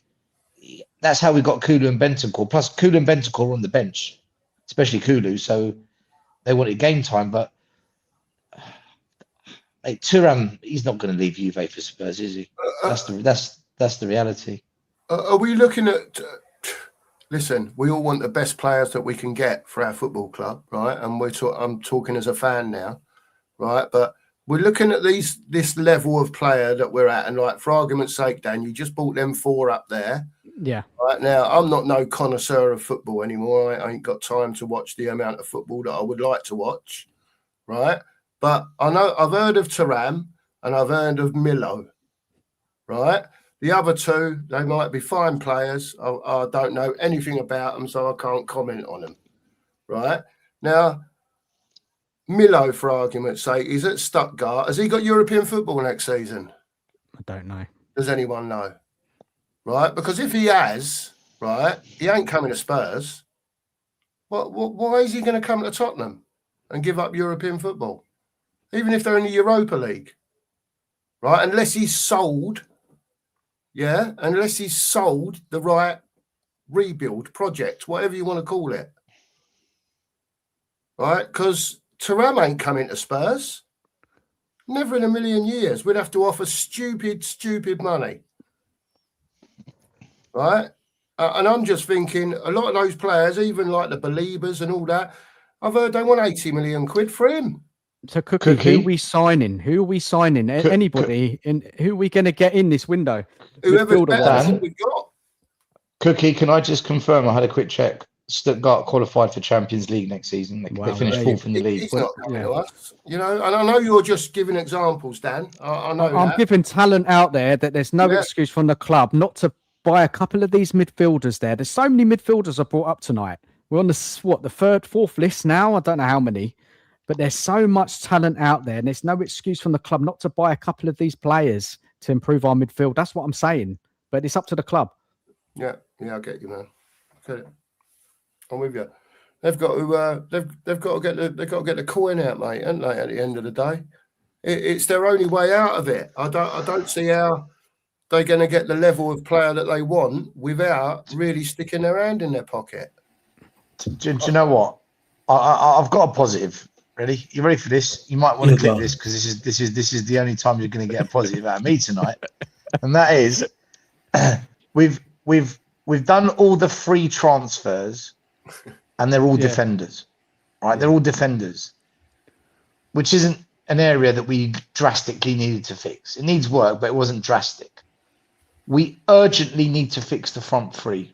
That is the biggest problem, and then the midfield needs work. So the positive is, if we're not spending money on signing defenders, that means the money we have got can go towards the important areas like the attack and the midfield. Do you understand what I'm saying? Mm-hmm. So that could be a positive. If the club is going to spend money, don't spend it on defence. Spend it on where we are absolutely dog shit, which is the attack and midfield. So that could be a positive. But still, these players have got to be identified still, wouldn't they? You know, we're doing their job, aren't we, tonight? This is the thing. We're doing their job. This is their job. They're paid. They've got to do it, though. Mate, every day. Every day we do the job. Every day we do it. I will say what I need to say at the end of the show about this whole thing, because I just want to keep on topic of what Dan's saying. But box office, just let it rip, mate. Just come out. Just don't hold back, mate. Just tell us. Okay, let me just ask a question about the midfield you're showing me right now. Yeah, the only problem I have with this one at the moment with Thuram, he looks a good player, but I don't know what we're doing here with this ball carry. We need players that can control the ball, control the game. And from what I'm seeing the clips of him at the moment, because I have to see the clips of him because I don't know about the player. He looks a good player, but it just, again, it's very like whenever he's got the ball, whenever he's getting the ball back and he's just rushing, he's not, dictating the tempo of the game. You get what I'm saying? And that's where I think that's what we're missing at the moment. I don't know if Thuram is going to do that for us. I don't think he's that type of player that we need. You know what I mean? I think we need somebody that is a tempo player that can change the tempo of a game. So maybe he could come in, but you're going to have to get rid of another midfielder because, he would have to come with somebody else. And that guy has to be that tempo midfielder that controls the tempo of the game. Box office, did you remember what I said earlier in the stream about looking at De Zerbi's previous midfielders he had? He had Casado, he had McAllister together, then he had Holberg, Rabiot. So he likes one controller, one carrier. This is why I'm bringing up the carriers. I think that's very important that we have the right sort of player that can work with him then. Yeah. Because I think that's where the key is for me, because he's very, like, when he gets the ball, he's just rushing forward, which is cool. But I think the key thing is with him, I think you need the right midfielder next to him. Because if you just get him in and you have the wrong midfielder, it's just not going to work. It's just not going to work. And I'm just literally going off the clips I'm watching right now, and I've just got that feeling about him right now when I'm watching him. I'm not saying he's not a bad player. No, I'm not. Because he don't play for Juventus for no reason. But I do feel that he needs the right midfielder next to him that can work with him to make it work for me. I think that's going to be the key thing. So who would that be then, box office? The ones we've discussed tonight. Who would you take with Thuram alongside him? That's a good question. I need to really look at. I wouldn't be able to answer that at the moment. I mean, I would say probably. If I look at the past, maybe a Michael Carrick would be probably a better player for him. You know what I mean? Yeah. Just a sort of type of that sort of player. What, a Walton? Yeah, Walton. Just to control the tempo. He can go off, because I look at him. Is he like a Sarr? Probably like a Sarr. That is at Crystal Palace. Better than the Sarr. Better than but no, not Sarr that we've got. The Sarr that Crystal Palace have got. Oh, well, he's a winger, right? Sarr, you're talking about? Maybe the winger. Then. But I do think that that's maybe what you need in that midfield with him to work. I think for me, because it's about combinations, Dan. It's about combinations. Definitely, man. You've got to get it right. And it's no point of getting like this player and then thinking he can just turn up. It's just not going to work otherwise. You know So what I mean? let me bring one more thing into this whole midfielder conversation, right? So, you know, we're looking at most of these players we've looked at tonight are abroad, right? And, you know, talent alone doesn't guarantee success, right? We've seen Spurs bring in talented midfielders from Europe before or other positions, and they look incredible on the data. And they look great on the kind of the YouTube clips, the highlight reel. You know, we see it all the time. And they've come to the Premier League, and they've really struggled. And you know, maybe not had the right mentality. Can't handle criticism. Can't handle the physicality. Can't handle the pressure of playing for Tottenham. And be able to handle life next. This is what I'm trying to say is it's not just about the talent and, you know, doing well in the other leagues. This is where the scouting comes in, isn't it, guys? And this is why I'm just really worried with who we've got running the show. Are they going to make the right decisions? Are they going to bring in the right character? Dan, this is it, isn't it? I'll be honest with you.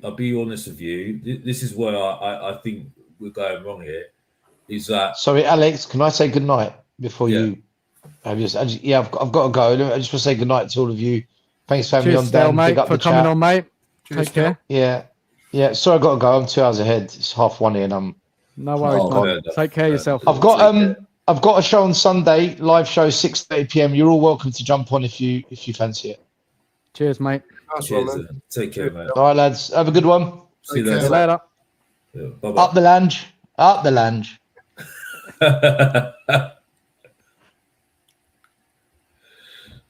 Big up. But yeah, I look, listen, the whole thing with Lange and the whole thing, I think it's an absolute mess, and I think this is what's going to derail everything at the moment. I mean, for a start, and I know he kept us up, De Zerbi, but we put ourselves in a big hole right now with De Zerbi having all control of transfers. We have. Because we're saying that we want a director of football, but the director of football is obsolete when you gave all the power to the manager. So why would a director of football of their sort want to come to Tottenham knowing full well that De Zerbi's got all the control? It makes no sense. You might as well not even have him in the first place. You know what I mean? They've given him a lot of promises, haven't they?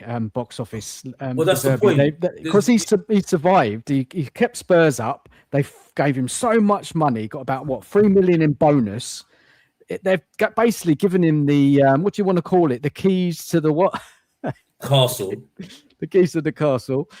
So I get where you're coming from, and you're really worried about the internal kind of organization of the recruitment, who's making the decisions, who's making the last call, who's finding the players. Is De Zerbi finding the players? Is he coming up with a list? De Zerbi can't do it on his own. He can't do it all on his own. Of course not.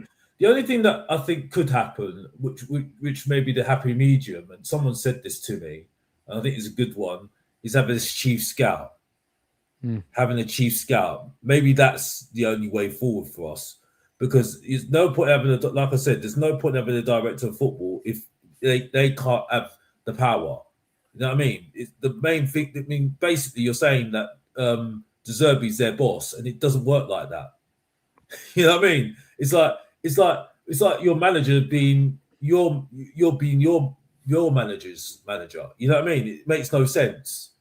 You know what I mean? It's like the director of football is the guy that is running the show, really. Let's be honest here. You know what I mean? It's basically the coach's job, boss. You know what I mean? So I just don't see where we're going with it. And as a result of that, not having the director of football, I do worry because you haven't got any strong football people behind De Zerbi.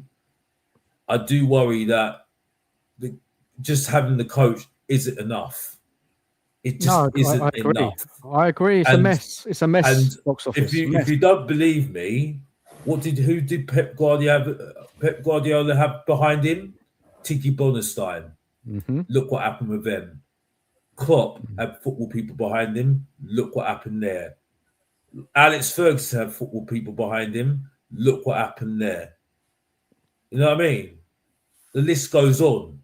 You know what I mean? It's no coincidence. Arsenal had Edu. Then they've got this guy, I forgot what his name is, from Spain. You know what I mean? That's how the structure is. You know what I mean? That's why I said, if you don't have a philosophy, if you don't have a plan, don't have a structure, an identity of what they're doing, the plan, and all the it makes no statements talked difference. a lot. It's a lot of waffle, weren't it? Those statements, without really telling us what their plan is. It makes no difference. Yes, they made a few signings, but this was an easy transfer window for them because it couldn't get any worse. You know what I mean? You know, it was an easy transfer window. They've done this before. Not got 3 signings in before the transfer window's open. No, but they've done it before. We're getting signings in before the transfer window before. But for me, you can't change a pig's head. You can't just have the same bunch of people running the ship. It doesn't change what it's all about still. You know what I mean? You can't change a pig's head. I don't know. Dan had the analogy. I can't remember what it was. He's better than me. Danny. Yeah. I can't remember what it is anyway. Just Yeah, try and really make a point. Box office, we know the score with this lot in charge there. We ain't got much confidence at all with this lot. Look, let's get a couple of questions about the midfield, and then we're going to move on to the forward line before we shut the show down tonight. And that was a real tough one going over the centre forward. But look, there's just a couple of questions. Cookie, unless you wanted to add anything to what box office said, mate. No, not at all. Look, only that it might be going off subject a little bit. Look, everyone's right about connections, and you know, if we're going to buy this player, we need to get this player. I'll get all that, right? But we know we need, as it stands at the moment, a 6 and an 8 and a left winger. Yeah, and for me, 2 centre forwards, right, and probably cover at right wing as well, right. So Kudos has got someone behind him, right. And I'm talking about not just buying anyone, not buying top level players either, but better than what we've got. It's the only way, that they're going to improve short term to get a few out and to get a few in, right. But they've got to be. For me, the players that they're getting in have got to be players that are coming straight in. Yeah, and then if players that are, for argument's sake, first team players this year, and they're getting overtaken by players that are coming in, I either get their nut down and show that they're better than what they have been, or they get rotated like everyone else and they get put to one side in the next transfer window or the one after that, whatever it is. At some stage, someone's got to have enough bollocks at the football club to say, look, most of these have got to go. Right? And until that happens, you're not going to get the rotation that you need in and out, getting money for players. That goes back into the transfer kitty. You might spend another 5-10 million on top of that on the next player to go up the next level. That, you know, if it takes however long, it takes however long. But we've got to focus somewhere because I don't think we'll get all these players. No, really no chance. No chance. You go, well, we'll go and get 2 centre forwards, or we'll get a good left winger and a centre forward. So at least when the main 3 are fit, we're quite happy with what we've got up front. Or do you go and buy the midfielders to supply Solanke and Richarlison? What do you do? Because you know we're not going to do all of it. Yeah, so for me, Cookie, I've said, we have to start the season with a new left winger, a new centre forward, and 2 midfielders. That's the start of the season, must. And if we don't get those players in before the start of the season, I do worry. I really do worry. And unless, like Stel mentioned earlier in the show, that the coaching from De Zerbi improves some of these existing players, but to be honest, I'd rather us go out and sign better quality So look, I just got a question about the midfield. Just one question, to be honest, both of you and the people in the chat as well. Give us your answers. You know, what would Tottenham's midfield need to look like on the opening day for you to feel genuinely confident about the season? For example, what combination of players would convince you that Spurs have finally got that midfield balance right? And box office, you kind of touched on it throughout the stream. The sequence, you know, like for example, how many, what profile, what we're doing with Benton Core. Yeah, what do you reckon? What do you want that midfield to look like in the first game of the season? The lineup there, that them two midfielders behind the attacking midfielder. A deep line midfielder. That's the first thing. Has to be. A number 10 or stroke someone, a left winger.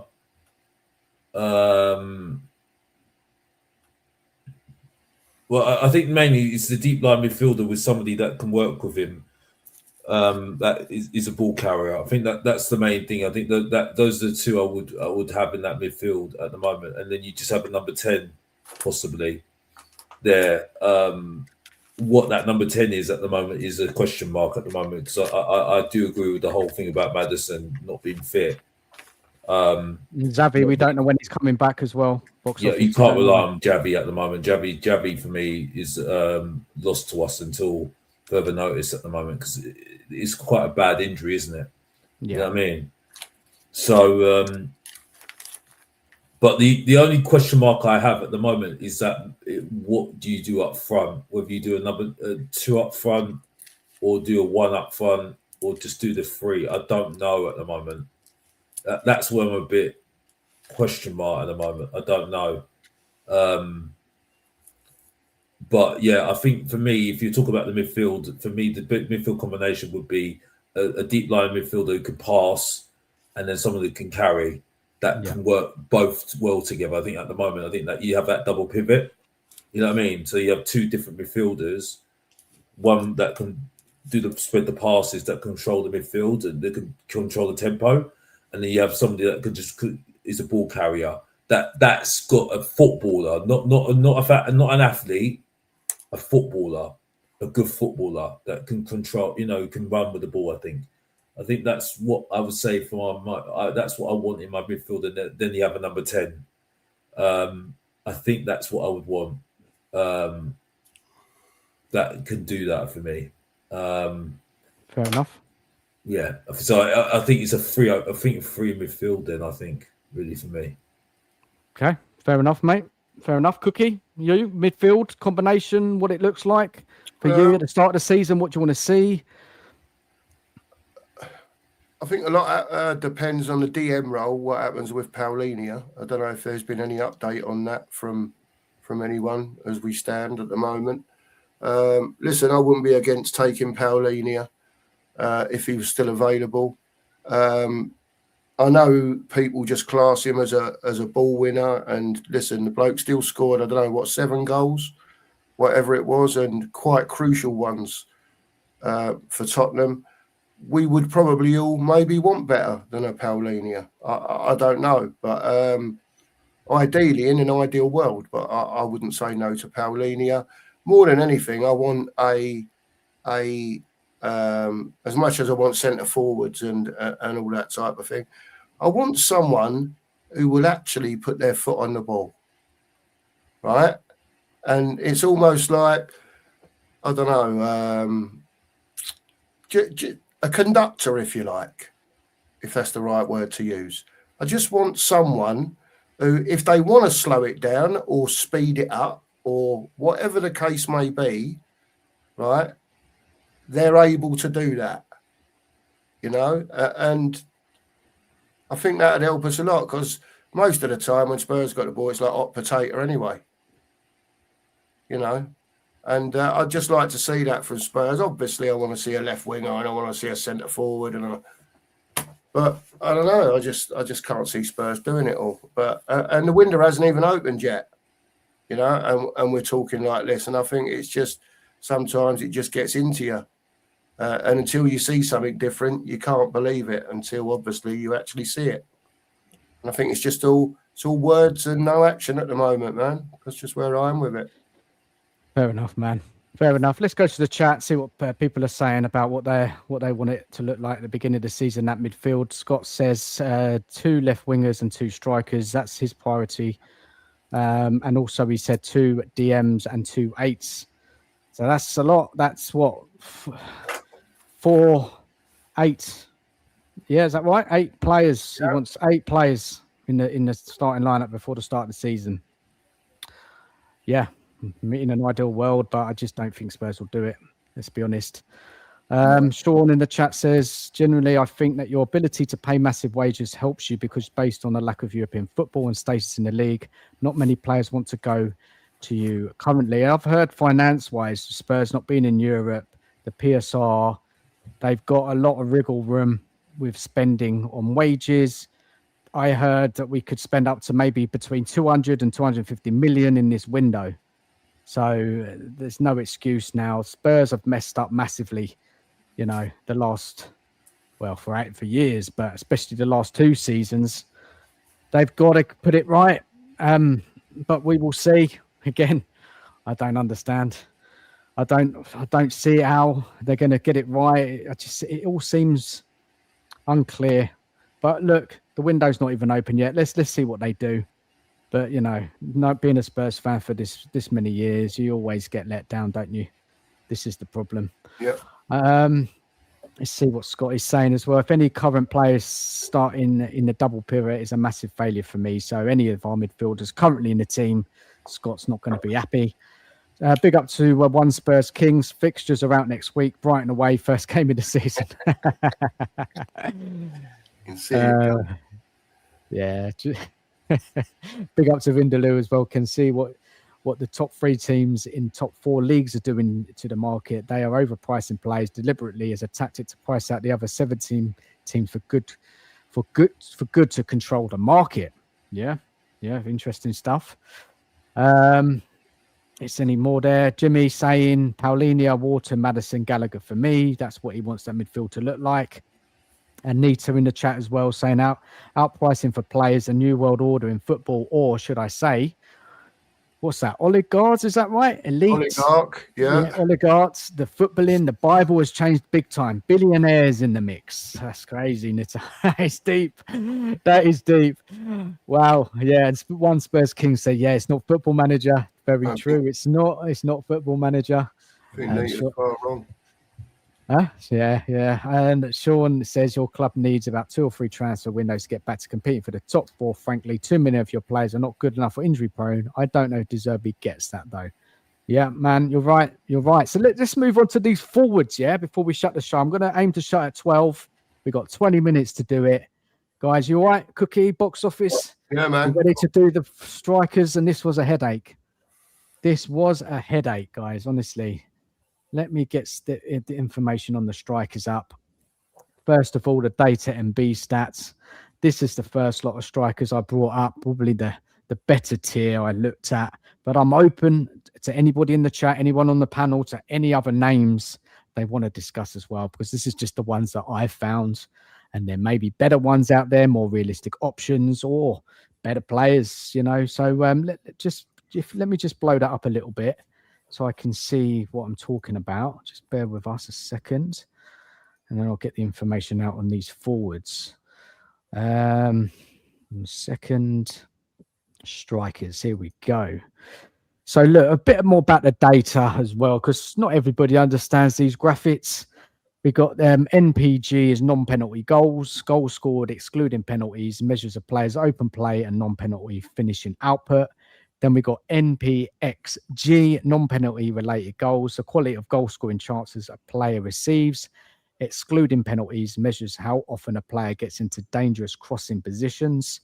Then we got goal conversion, the percentage of shots that result in goals, measures finishing, efficiency and clinical ability. Aerial success rate in aerial duels, measures effectiveness in winning headers and competing for balls in the air. Touches in the box, the number of time a player touches the ball inside the opposition penalty area is obvious.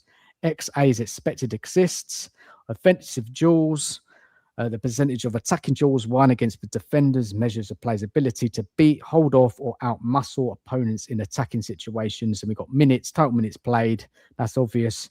Percentile rankings. This is an interesting one, so you can really hone in on the data. So 90 plus is elite. 75 to 89 is very good. 50 to 74 is above average. 25 to 49 is below average. Under 25 is poor. So if a striker has an NPXG percentile of 91, it means they rank higher than 91% of comparable strikers for getting quality goal scoring chances. So let's move on to the first guy on the list there, Marcus Thuram. And he is coming out as the best fit stylistically, right? The best fit. NPG, 94 percentile. NPXG, 89%. Aerial, 84%. Yeah, he's really good. So what jumps out about him is it isn't just the goals, it's the combination of elite box. He's playing for Juventus, right? It's the combination of elite box occupation, elite chance creation, elite duel winning, strong aerial game. That's the De Zerbi dream striker. He can link play, receive under pressure, attack crosses, combine with runners, create for others.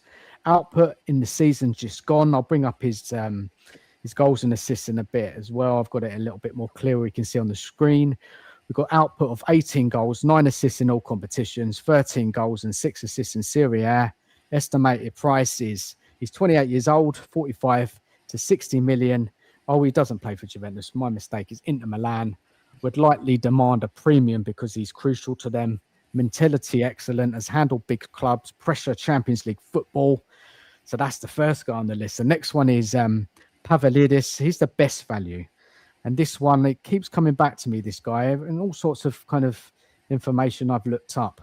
Again, his metric is not bad. It's not bad. Let me see if I can blow that up a little bit more. So his MPG is 69%. His MPXG is 82. It's second. Conversion, 86th. Aerials, 59th. Touched in the box, 83. The key thing is with him, he gets chances and he finishes chances. Yeah, he's not as creative as Thuram, not as physically dominant, but his output is exactly what Spurs lack. Good output in the season just gone, 21 to 22 league goals, 4 assists for Benfica. An estimated price, 40 to 50 million, compared with some of the 70 plus million names. That's a good price. Mentality is good. He moved up a level and immediately produced. Third on the list is Jonathan Davis. This one is not great for him, but he's coming up when I've done my research on him. Profile suggests elite box presence, elite XA, good movement, yet his Juventus season has been disappointing. Questions have been raised about whether he's adapted to the pressure and tactical demands. Output's not good at all. 6 goals, 4 assists last season. Estimated price 30 to 40 million. And the last guy on the list is Patrick Schick. I'm sure you've all heard of him. He's a pure finisher. Okay, that's his strength. Mentality is good. Price is 20 to 30 million. Spurs fit, good short-term fit, not a long-term project. If money didn't matter, Thuram would be number 1. Pavlidis, number 2. Jonathan David, 3. Stitch, sorry if I can't pronounce his name, is 4th. So look, guys, thoughts on those 4 strikers. Let me get a little bit more information on the screen about them so you can just run through those players there. Guys, fire away. Cookie, box office, what do you reckon? I don't know about Patrick Schick or the Vanis, I can't pronounce his name. I have seen a little bit of Marcus Thuram. Jonathan David, I saw him a little bit today for Canada. I'll be honest with you, I wasn't really that impressed. I've got to be honest. He's all right. But yeah, Thuram would be the best out of all of them, I think, from what because I've seen him more. But yeah, it's a bit of a struggle, isn't it? I've got some more. Let me just jump ahead because I haven't got enough time to go over all that stuff with details. Let me just drop in the other strikers in there, and I've compared them to Solanke as well. Solanke's stats is not the season gone. I compared Solanke's stats to the season, his first season, 24-25 season, where his output was better. Last season, he was riddled with injuries. So I just thought it's a bit more fairer to compare him to some of these other players that I found. So we got Matuidi. We all know him. He played against us, didn't he, in the Champions League for Villarreal. Looking at his appearances last season, 39 appearances, 15 goals, 6 assists. He's coming up as quite a popular one for De Zerbi's system. He hasn't got the physicality, though. That's the only thing. But a good striker, technically good. Then you've got a bit of a kind of a young player, up-and-coming player who could really blow up in the next couple of seasons. Is in Mega. Again, don't ignore the stats. The stats are right there. Appearances 15, 6 goals, 2 assists, but he's young, so we didn't get the amount of game time as some of these other strikers. Then I've got an interesting striker who plays for not AC Milan. Who's he play for now? Is it Bologna, I think? Young striker, yeah. He's 47 appearances last season, 9 goals, 3 assists, and stylistically, this player is really good for a De Zerbi system. He's got a lot to offer. I'm going to see if I can find a little bit more information out about him. I did have something, but I don't know if I've got it. And then there's Solanke, and then that appearance in that season there, 24-25, 37 appearances, 16 goals, 8 assists. Guys, look, what do you reckon? I don't know any of those players. I've got to be honest. I haven't seen any of those players. That's new ones for me. That one, I've got to be honest. But I mean, I think we do need something better than Solanke right now because he's not available all the time. So the only problem I have with those strikers is that they haven't got Premier League experience. I think that's the only thing I have a problem with at the moment. But yeah, I don't really know a lot of those players that you just mentioned. Unfortunately, admittedly, I don't know from the first list. Let me give you a little bit more information about them then, and kind of compare them against Solanke. Yeah, the Solanke is known for okay pressing right, defensive work. He's not the best finisher around, works hard. I think he's only had one good season doing that. And that's Bournemouth feels good. Did you think he was good in the first season for Spurs under Ange? Did you think he was any good? He scored 16 goals, a few assists there. It's not bad compared to what we've had this season. Yeah, I don't know. Would you say that's an average season in box office? Or Yeah. That's all goals across all competitions as well. That big. He hasn't impressed me. I'll be honest with you. I think there was lots of hype when he came in. I wanted Ivan Toney at the time. Yeah. I wanted Ivan Toney because he had arrogance, and I think we needed arrogance. I know we got arrogance in Richarlison, that below average Emil Heskey that I want him gone right now today. But he's just got the wrong arrogance. He's got the wrong arrogance. He just likes to sit on his backside every 20 minutes, and he's just a chaos striker. I just think Ivan Toney, and I think it's just proven the fact that Tuchel's no mug. He's no mug, and he's taken him over a lot of the striker. Well, there's not a lot of strikers, but he's taken him on in the World Cup, in his World Cup squad, even though he's in Saudi. So I think for me, you need someone like an Ivan Toney, someone that's going to hold up the ball, but also can score goals. Yeah. You know what I mean? Bring people into play. And I think that's the sort of striker I would want, to be honest with you, because I think that would mend to what we have with Harry Kane. I'm not saying he's going to create, but at least he can get in the box, he can hold up the ball, bring people into play, and score you goals. You know what I mean? So maybe I'm leaning towards that sort of striker right now for me. But obviously, I'm sticking with the players on that list. Let me tell you a little bit more about Matuidi. Yeah. You must know that player. Plays for Villarreal. No, you've not heard of him? Maybe Cookie has. Well, I was at the Villarreal game, and to be honest with you, they couldn't score a barn door when they were against us. They weren't great, were they? They came to weren't great. defend. So They came to defend, didn't they? if he was they playing, really I open up. don't think he would have been one of the reasons why they didn't score. He didn't have a good game, no. No. But out of all the players in kind of comparison wise, his stats last season, his non-penalty goals, expected goals numbers are significantly stronger than Solanke. He's got a good creative side to his game. His expected assists percentile sits at 89 compared to Solanke's 27, showing that he's not just a penalty box striker, this player. He's actively creating chances for his teammates as well. He also records far more touches in the box as well, wins more offensive duels, suggesting he's involved in dangerous areas more consistently. But we've got to remember he's playing in the Spanish league. The one area Solanke has the edge over Matuidi is the aerial. He's not as good as aerial as Solanke.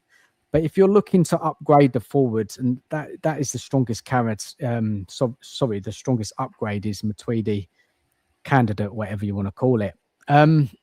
So look, Cookie, let's bring you in here, mate. You know any of these strikers that I brought up?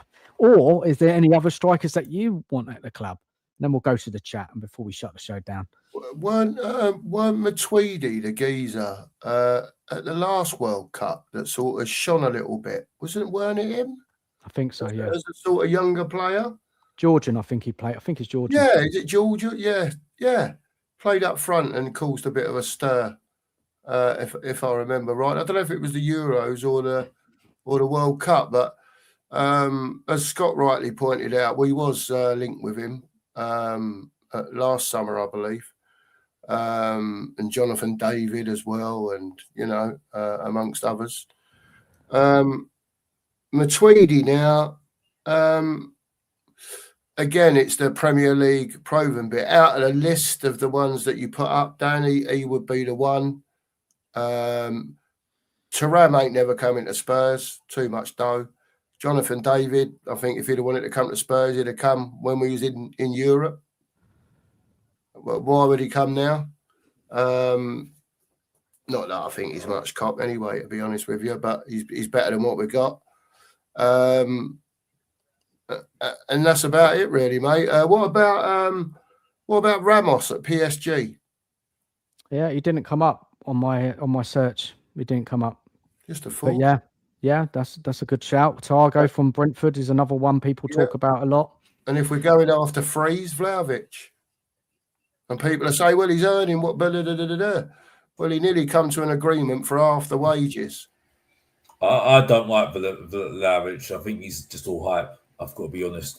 He's got a goal rate 1 in 3. I think we can do better than that, man. One goal in 3. I just think it's a bit of a risk. I think for me, especially with the whole thing with Moani, I just can't. You're gonna have to have a plan with him. If you're gonna bring him in, you're gonna have to have a plan with him. There's no point in bringing him in just to say, "Oh, you just, here you go, just do what you want to do." You know what I mean?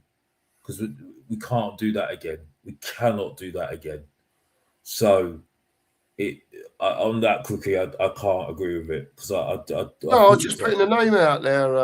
No. I hear you. I'm not. It's tough. This striker. I do like him. This decision on the striker, guys, is really tough. Like, there's no kind of standout, or there's players that are really good, better than the ones I brought up. There's so many better strikers than them, but they're playing at top European clubs. And let's be brutally honest here, they're not coming to Spurs. So the group I brought up there are players that I think we could get. Thuram, maybe not. He's such a key player, isn't he, for Inter Milan? And Inter Milan are, a much better side than Spurs, playing in the Champions League. Good side. Our best strikers right now, have come by accident.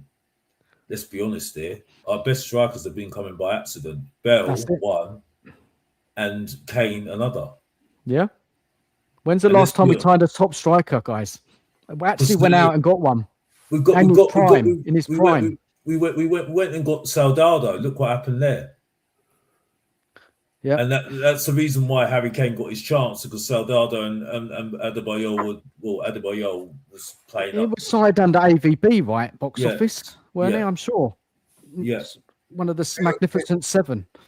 So let's be honest here. Son was nearly going to go his first season under Poch. Under Poch, he nearly went after. You know what I mean? He didn't adjust well. So the thing is, though, these things are just getting lucky. We're just getting lucky with strikers. We're getting lucky with everyone we buy that's any good, because until there's any structure that goes in, even if they say, right, we'll put these 3 people, in charge of football, people that know about football, and let them get on with it and say, right, there's your budget. This is what you can do with that. This is what we want in from players that you're selling.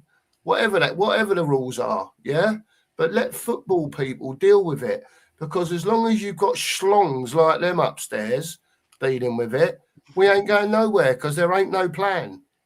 There isn't any plan. That's the thing, but I just think at the moment it's just. But you wouldn't have thought that though, with how the fan base are carrying on since the start of the window. That a lot of people are excited and they're really looking forward to the season with De Zerbi being in charge. They're happy with the signings that we've brought in so far. People accept Ben Davis staying at the club.